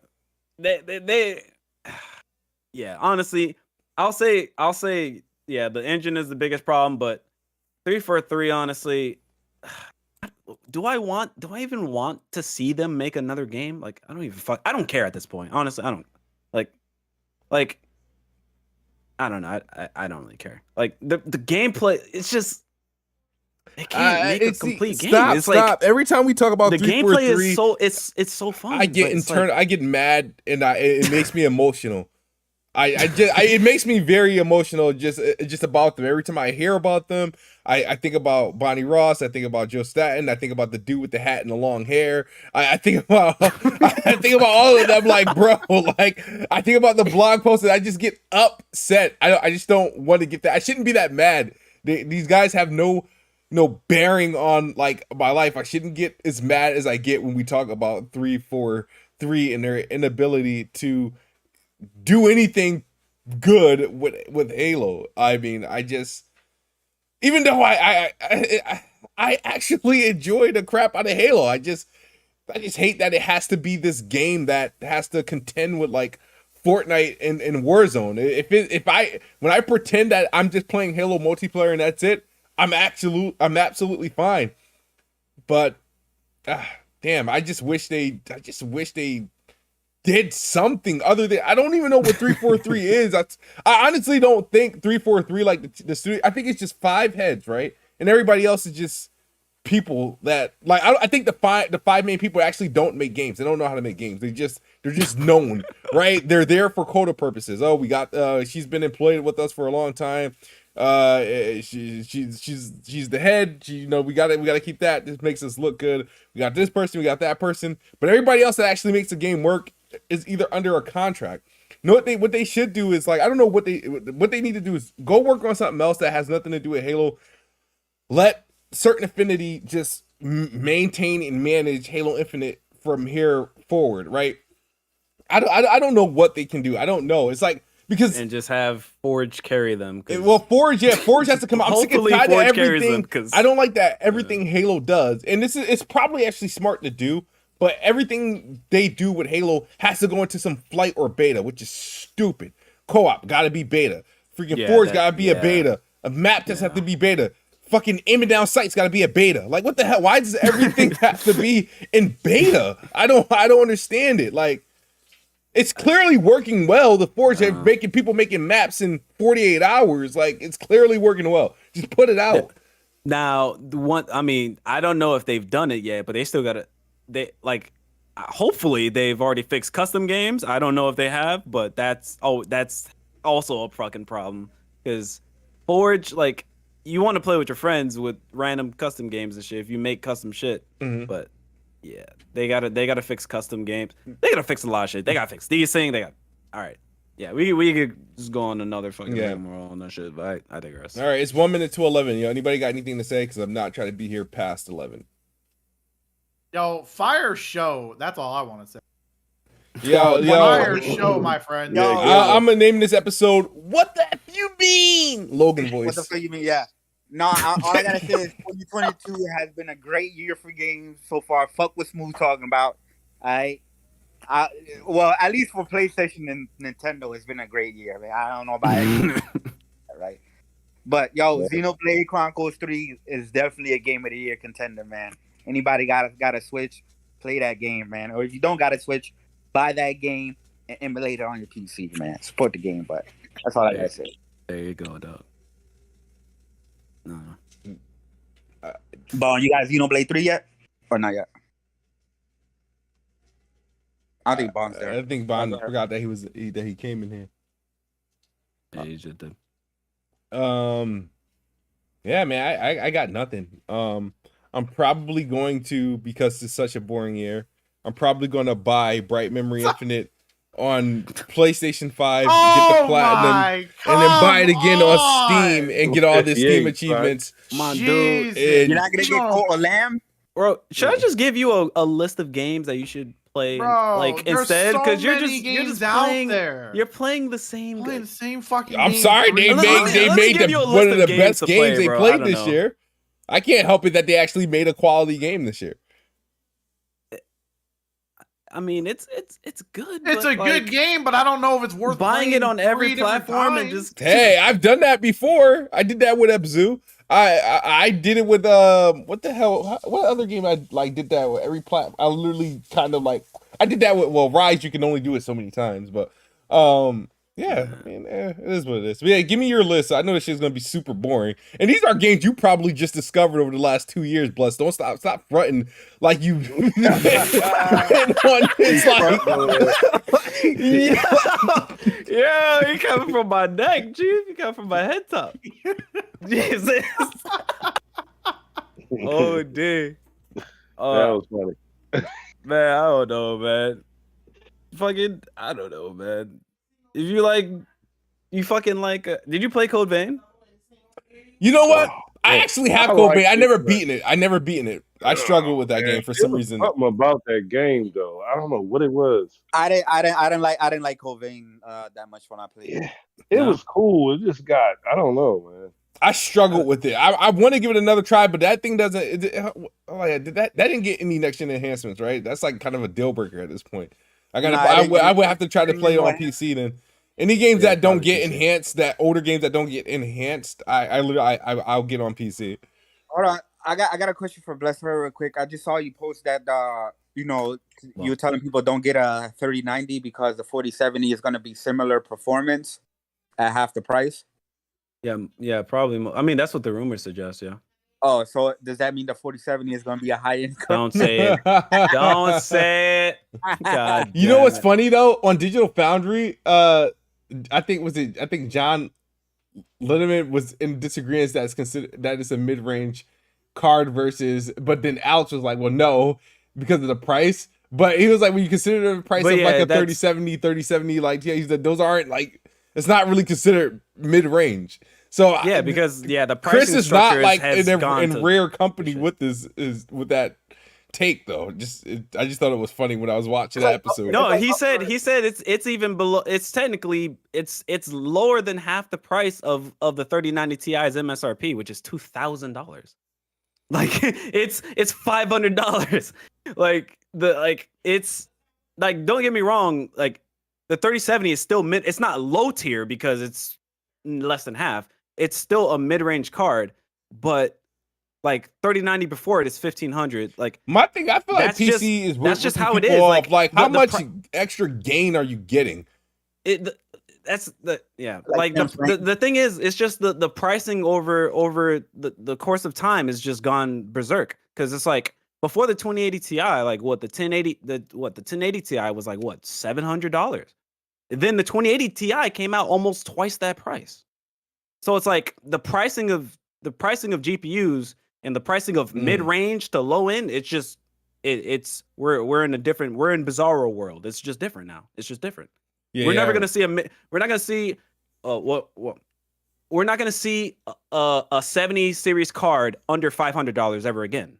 Like that, like a 70 series card being $500, 7 years ago is fucking unheard of. But guess what? That's just the new norm. It is what it is. It is what it is. Let me see. Can I go to publisher I list? think what would be the whole point of a 40 series card? Like, what games are going to be running now? What resolutions are we targeting? What are we targeting with the next card?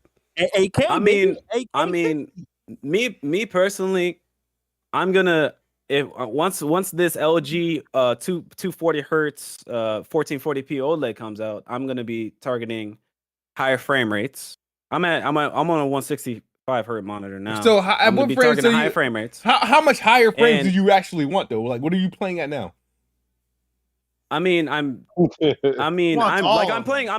I'm playing COD, and I'm like playing almost max settings. I'm getting, depending on where I am, I'm getting like 130 to my max 160. Bro, I think once you get beyond 120 FPS, I honestly don't think it's that much of a difference. I think it's just, and now it's just becoming stupid. It's just like, okay, well, I know this number is high. So I think it's better. It must be better. It's a higher number. That's what it has. No, you say that. You say that as a console gamer that just reached 120. You just reached that. So now you're like, oh, I don't think it would make much of a difference. But if you actually, that's right, you just became a PC gamer like 2 years ago. Right, like what's the sweet spot, bro? Hey man, I'm just keeping it real though. Like you just reached that, my dude. Like you just reached 120. So like you're like let's be honest now. Let's be honest now. Console gamers, let's be honest now. Console gamers like 3-4 years ago, they're like 120 hertz or 120 FPS. Why do I need that? I have 60. And then now y'all play 120. It's like, holy shit, what the fuck is this? Black, you was right there with us 4 years ago. It's a matter of your perception, because you never experienced it before. Hold on, listen. 120 FPS is cool, but me personally, I'm a believer in 40 FPS. Oh, fuck off. Oh, yes, sir. Yes, sir. Bond's going to come back now. Yes, sir. I take 60, bro. I don't do the 120. 40 FPS believer, I baby. don't even put my games on at 120. I stay at 60. That's where it really, so for me, like, well, I'm blessed to have a display that could do 4K at 120. So but it depends on the game, right? If the game is at least 1440p at 120, then I don't mind doing 120. But if it has to go to 1080p, I won't do it. I'll stay with 60. If it's a dynamic 4K or dynamic 1440p at 120, I typically do it. Like Halo, I don't care what it is. I play at 120. I can't play Halo Infinite at 60 anymore. I play it at 120. I mean, you don't. All right. Well, Smooth, you don't play mouse and keyboard. No, absolutely not. You got to be. If you did to do something stupid like that. You just always say some dumb shit, don't you? You just always be saying some wild shit. Come on now. But literally, like the higher the frame rate with mouse and keyboard is always better, because like 60 on a controller, it's fine. It's good. But on mouse and keyboard, if I'm playing, like, honestly, anything, even Cyberpunk is a bit jarring at 60 FPS on a mouse and keyboard, and that's not a super fast paced like FPS game. That's not like Call of Duty, but like even that is like it's very noticeable. Like if I'm playing COD, if I'm playing at 100 or if I'm playing at 120, and I would go to 160, I'll notice the difference in frame rate. Even with I guess G-Sync, I'll feel the difference in fluidity because a mouse's input it's a lot different than a controller's. Yeah. In terms of feedback and response, it's a lot different. So that if I go to 240, I'll definitely notice it. In terms of competitive games, I'll definitely notice it. But obviously that you only hit those type of frame rates in competitive games. What? Are there monitors that are hitting 240 hertz? Yeah. There's a. I mean, I don't know. I'm just asking. Yeah, Yeah, I have one. I have the I have the Samsung Odyssey G8. You have the first. You have the first 4K 240 hertz monitor. That's literally the first one. And like there's 1080p 360 hertz monitors, and there's a monitor that's announced that's gonna be 1080p 500 hertz. Like, come on, that's stupid. Ain't no game. You're gonna be playing fucking Pac-Man. No, you need a extremely powerful. You have to have the top tier. Unless you're playing literally like CS:GO. Unless you're playing CS:GO, you won't see those FPS. Will your eyes be able to even like process fucking 500 hertz? Like how the fuck does that work? I don't think you can. I mean, ain't no way. How fast can your eyes really see? I mean, technically, they've done a study where like I don't know. We can't. It was like some I thought that's people. Why like hold on. There was a study made by like They did it with I think it was people that fly planes. Where like they can see up to 1,000 FPS. Like it was like a light showing like, oh, press the button when you see this light. And they were responsive. They were like, yes, I see it. I see that. Y'all remember that BS narrative that was going around like a while back? I think it was like early PS4, late PS3. I don't know if you remember, but there was this whole thing where people were saying that where your eyes can't see past 60. Yeah, I remember that. As fuck. Yeah, that I can't believe people were fucking saying that, and that is fucking stupid, bro. Like I imagine like everyone, every person that had like a high everyone that was on PC was like without like a high refresh rate monitor was like just head like just fucking facepalm, bro. That's just so fucking stupid. People will say anything to fit their fucking narrative, bro. That's why fanboyism is just stupid. They say anything to fit their narrative. That's the game. You say what makes your company looks good. That's it. That's why I just find it so stupid. It's funny, but it's just stupid. It's just honestly stupid. But honestly, bro, I would suggest, and going back to games, look at anything Devolver has made. Honestly, Devolver, like if you go to their, and I suggest going on Steam and doing it because like all of their games are on Steam. Not all of their games are on Xbox or whatnot. All of their games always release on Steam. Also, so, like, look for Cult of the Lamb. It comes out Friday. Like check that out. Yeah, that might be like some. And then, like I said, you might enjoy that, Smooth. That might be a sleeper hit for you. You never know. Is this some 2D bullshit? Rollerdrome is next week as well. That looks. And then I think Rollerdrome is going to be pretty good. Jesus. Like that gameplay looks very, very fun. Rollerdrome. Oh, that's the one where you're rollerblading with guns, right? Yeah, and I love that art style, dude. If you have PS Plus Premium, you can do the trial. It's like a 2-hour trial or some shit like that. Oh, what? Well, they also have, if you have PS Plus just in general, it's on sale for, it's like $19.87 or something like that for like. Yeah, like you get a discount. Style. Yeah, you get a discount too. So it's only $20. So instead of buying Bright Memory Infinite for the 30th fucking time, buy Rollerdrome. Wait, isn't Rollerdrome coming to PS Plus regardless? No. No. It's just PS Plus. You get PS Plus users are getting a discount. You try the game. You get to, you can do the trial. I'll try the game, but I ain't buying that shit, man. They got you want me to subscribe? You want me to subscribe to your service? You gotta put the game. You gotta put the game in the service day one, baby. Day one, put that shit in the service. Day one. But you'll buy Bright Memory Infinite that isn't on a service. Yeah, 3 different times. Hey. You'd rather buy the same game 3 fucking times than buy 3 different games for the same price. Because Bright Memory Infinite is a sure thing. I actually like the game, so I'm willing to buy it. Man, 3, it's the same game. Jesus. You know that you already like it. Played it. You've exhausted it. Yeah, but you get to try out Roller Jump, see if you like it. If you like it, then buy it. Yeah. But I still don't. I would rather spend $60 on 3 different games than spend $60 on the same fucking game. Yeah. It was like or buy all these Devolver games, bro. Like I'm looking at this list. Like where's people have said you can if you go to like a Devolver game, you can scroll down to where it says publisher and click on it. Mm-hmm. Like look up Katana Zero and then like scroll and look to the right where it says the publisher and click on publisher. Like all these games, they're top sellers. Like obviously, Cult of the Lamb is not out yet, but it's getting good reviews. Inscription is well received. Enter the Gungeon is well received. Hotline Miami 1 and 2, great games. Carry On, well received. Katana Zero, fucking amazing games. Sound like a bunch of Steam Deck games. This is the shit you've been buying for your Steam Deck. What's that? There is a game coming out. My nigga, I play these games on my regular PC too. Fucking. Bro, I love indie games. What the fuck you talking shit about indie games now? Wait, another game that Smooth might like that's coming out was that Metal Hellraiser or something like that. The first person shooter beat game. He might be into that one. I don't know. And there's another game like that. There's another game like that where it's like, oh, your gun makes the beats and shit like that. Yeah. It's. I mean, you should play it on PC.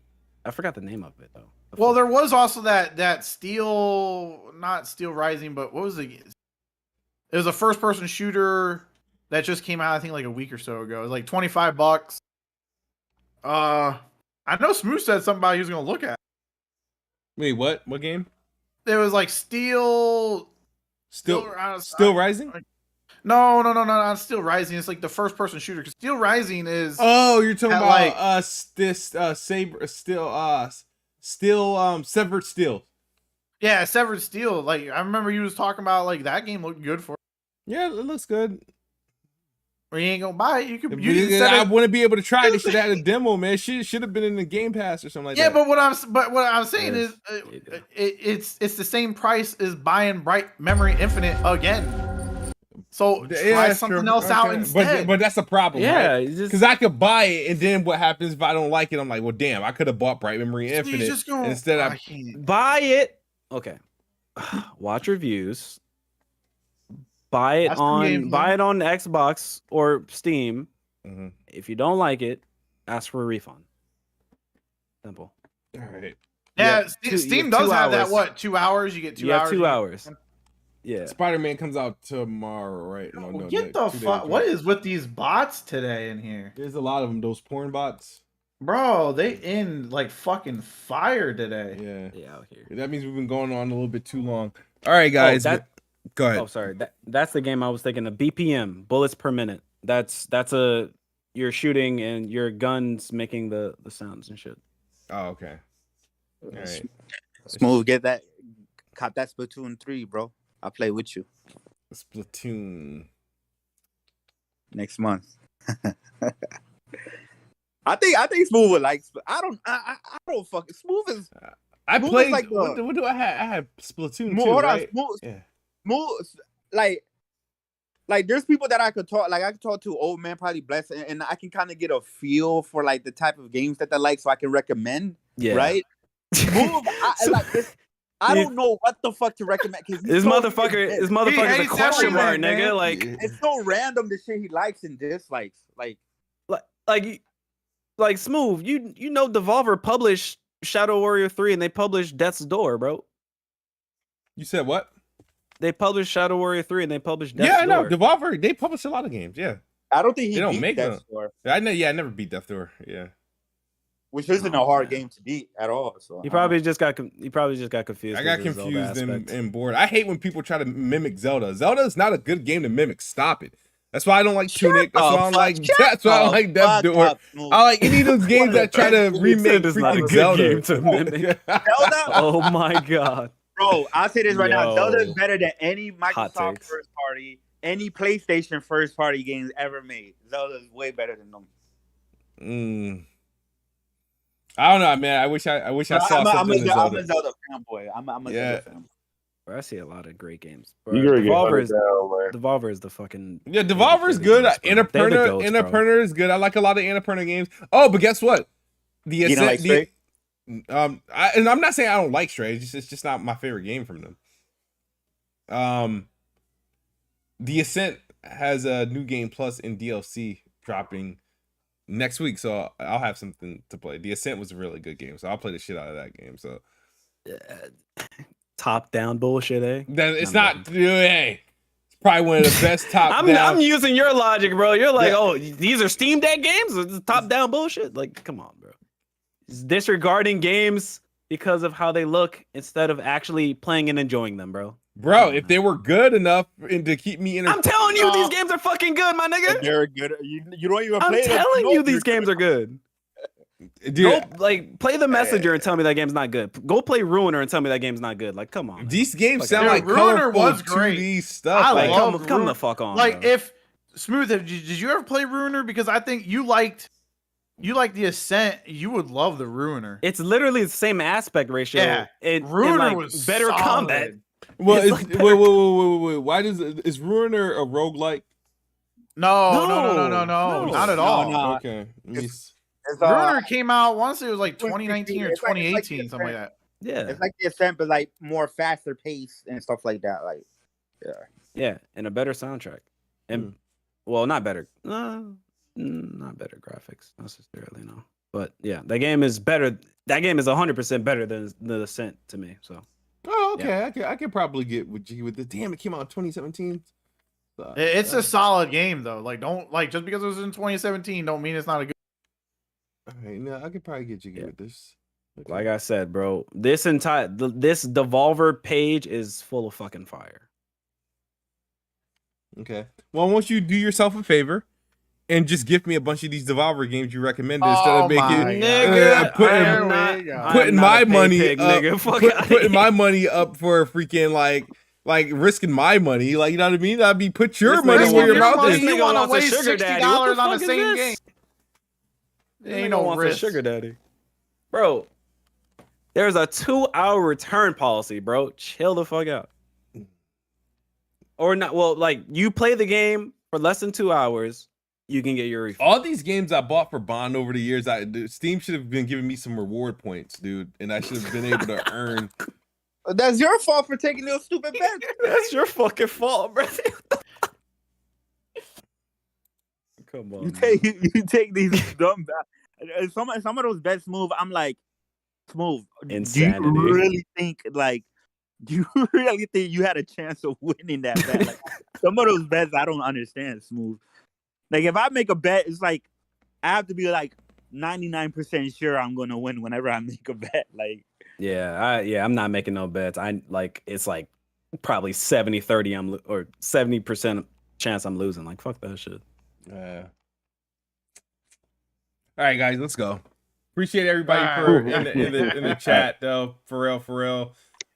Thank you for making this a good episode. We'll see you guys next week. I don't know what's been going on my YouTube, but like, I can't watch videos or upload videos. I literally have to, like, everything is like slow.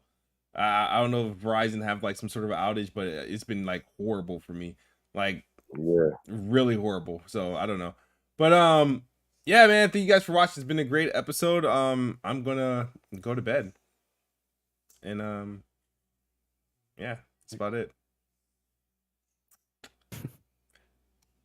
Good night. Good night.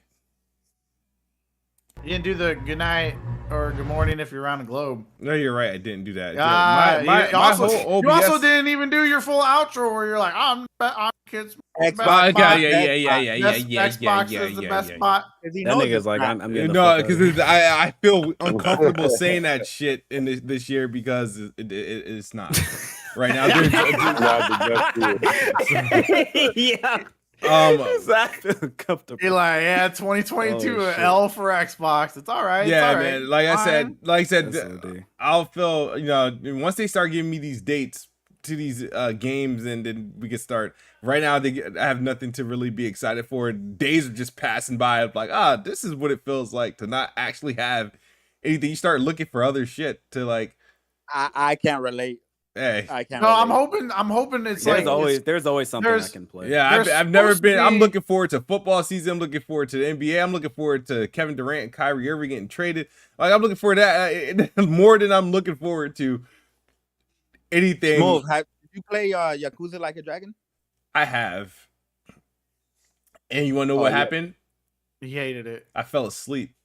Oh my god! You can never tell what his fucking preferences in game. Like, it's so you fall asleep. Yeah, I fell asleep, dude. Dudes talk too damn much in these games, bro. Like I said, like, the thing is, I wanted to like. I gotta give one of these days. I'm gonna give some of these games that you guys recommended a realistic chance. But like, I don't know what it is. Like, I just mentally, I just can't with some of these games. I feel like these games are like they're less games. They're less games. They're more something else than they are games, and they're not entertaining and they're not fun. Video games are not fun. The games that they make today are not fun. They don't, what's the word I'm looking for? They're not fulfilling the satisfaction of what a video game should be. And they're just a bunch of FUD, just a little filler bullshit, right?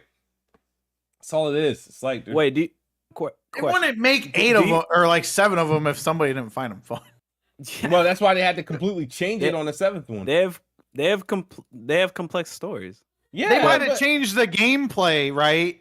But they definitely didn't change the vibe of. No, yeah. It's still the same. It still got feeling. the long voiceovers. It still got the random ass shit you'll find in them games. The only thing that they changed was how you played the combat. I think I would have enjoyed it. You know what's crazy? It's gonna sound horrible, right? I probably would have enjoyed it if it was remained a beat 'em up. Then play Yakuza 0. The problem. They made their stories too damn long. I want them to just be like. I don't want to hear anything about a long story. 6 to 8 hour experience, dude. That's all I want, man. Then play those indie games I was showing you, and you're like, "No, this looks like something I should play on the Steam." But the thing about those indies, they put these stupid twists on the game. They make them either look too old school or they're like fixing. I don't know why indie games are stuck on the budget. Like that's gonna sound stupid, but why are you really be stuck up when the game has like a 16-bit graphics? I hate 16-bit like you graphics. really. I like it's like it's 2022. You don't need to make 8. Everybody has access to Unreal Engine. Everybody has access to Unreal Engine. And why are you still making 16-bit games? It is literally a choice. It's a choice. Why? But these dudes aren't creative enough. Why is everybody making 16-bit they'll literally games? make a 16-bit game in Unreal Engine because they're literally what they're doing is actually being less creative. No, what they're doing is literally what do you call it? They're paying tribute to the old games, dude. They're paying tribute to the old everybody's games. just gonna play tribute to those same old games. That's why Death's Door exists. That's why fucking Tunic exists. They're all Zelda copies. They're old Zelda copies. But Zelda still exists, so why are they copying them? They're copying the old Zelda, my dude. See, this is why. See, I wish I had the talent and the mental fortitude to build video games. So I would not be making the bullshit these people are making. Man, I want to know what you'd make, nigga. Shit, like you just be. You make the biggest bombastic AAA graphics, but what substance you gonna do that's different? Like everything has been done before. So is all these 16 bits and 8-bit games they making. That's all been done. All these side scrollers, all these. Yeah, but it doesn't mean that they're not good experiences or fun experiences. All these walking simulators, they're all the same. Everything. You can't say I'm wrong. Can't say I'm everything. Then everything is the same to you. Then at that point, I mean, yes. Yeah, why are you gaming still? I don't know. You're like your look at the world is. That means every first-person shooter is the same. Every third-person shooter is the same. You know, every RPG is the same. By that logic. Yeah, essentially, every JRPG is essentially the same. Then basically, that's what you're saying. You know what? Yeah, I like me a good. All genres are the same. I like me a good. Give me a good hack and slash game. You know, give me a good. Shooter. No, give me. But he said no, like brother. He said, "Give me a good hack and slash game." Bayonetta 3. No. What do you want from us? What the fuck? Yo, I can't, bro. Smooth is I don't get it. Yeah. Let me see. Games that I beat this year.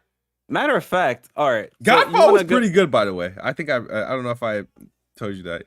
Like I won another Sleeping Dogs. That was pretty good. That was a classic game that I beat this year. I had to go back into the backlog and beat. Hey, you might enjoy Saints Row when it comes. Saints Row is coming out this month, right? Yeah, I'm hoping. Like this is one of those like Hail Marys. Like it's gonna literally the day that the game come out, August 23rd. I'm gonna be like, okay, I'm going to buy the game, and I hope that it becomes like the Far Cry 6 of Saints Row. Okay, you know, Bless Ray, this would be funny. Watch Saints Row, right? Get like terrible reviews, right? And but Smooth ends up being one of the ones that do it that does like it. So yeah, he's gonna be the only ones like, yeah, this game is great. What do you mean? Oh, D. What are you gonna say? Nothing. Not that email flashed up on my screen. All right, now we get out of here because every time I say I'm leaving, we end up talking about something else. All I'll say is, if you want a good, well, I mean, it's a decent beat 'em up, but play fucking Nier Automata. I tried Nier Automata. Have you ever played that? Yes, I have. I actually have it on Xbox. I never beat it. That was not good. Beat it. That shit. Yeah. That is not good. I can't take your I can't take your opinion seriously, my dude. Not the first. That is literally my game of the generation. Hold on, which one you talking about? The first one or the second one? Automata is the second one. Automata is the second one. Yeah, Replicant is I think Nier Replicant is not that good of a game. But Automata is one of the best games that generation, period. Orders of magnitudes better. Yeah, Automata was fire. That's one of my favorite games as well, too. All right, guys. Cool. Yeah, what did I use? What was my outro like? And I hope the next Nier is exclusive to PlayStation like the first one was. Or not Automata. Yeah, well, if it's published by Square Enix, you might get that, right? Yeah, it is published by Square Enix. So, yeah, hopefully we do get that. Well, in that case, Xbox is the best box, and I am the best bot. Good night or good morning if you're on the other side of the globe. Out of here.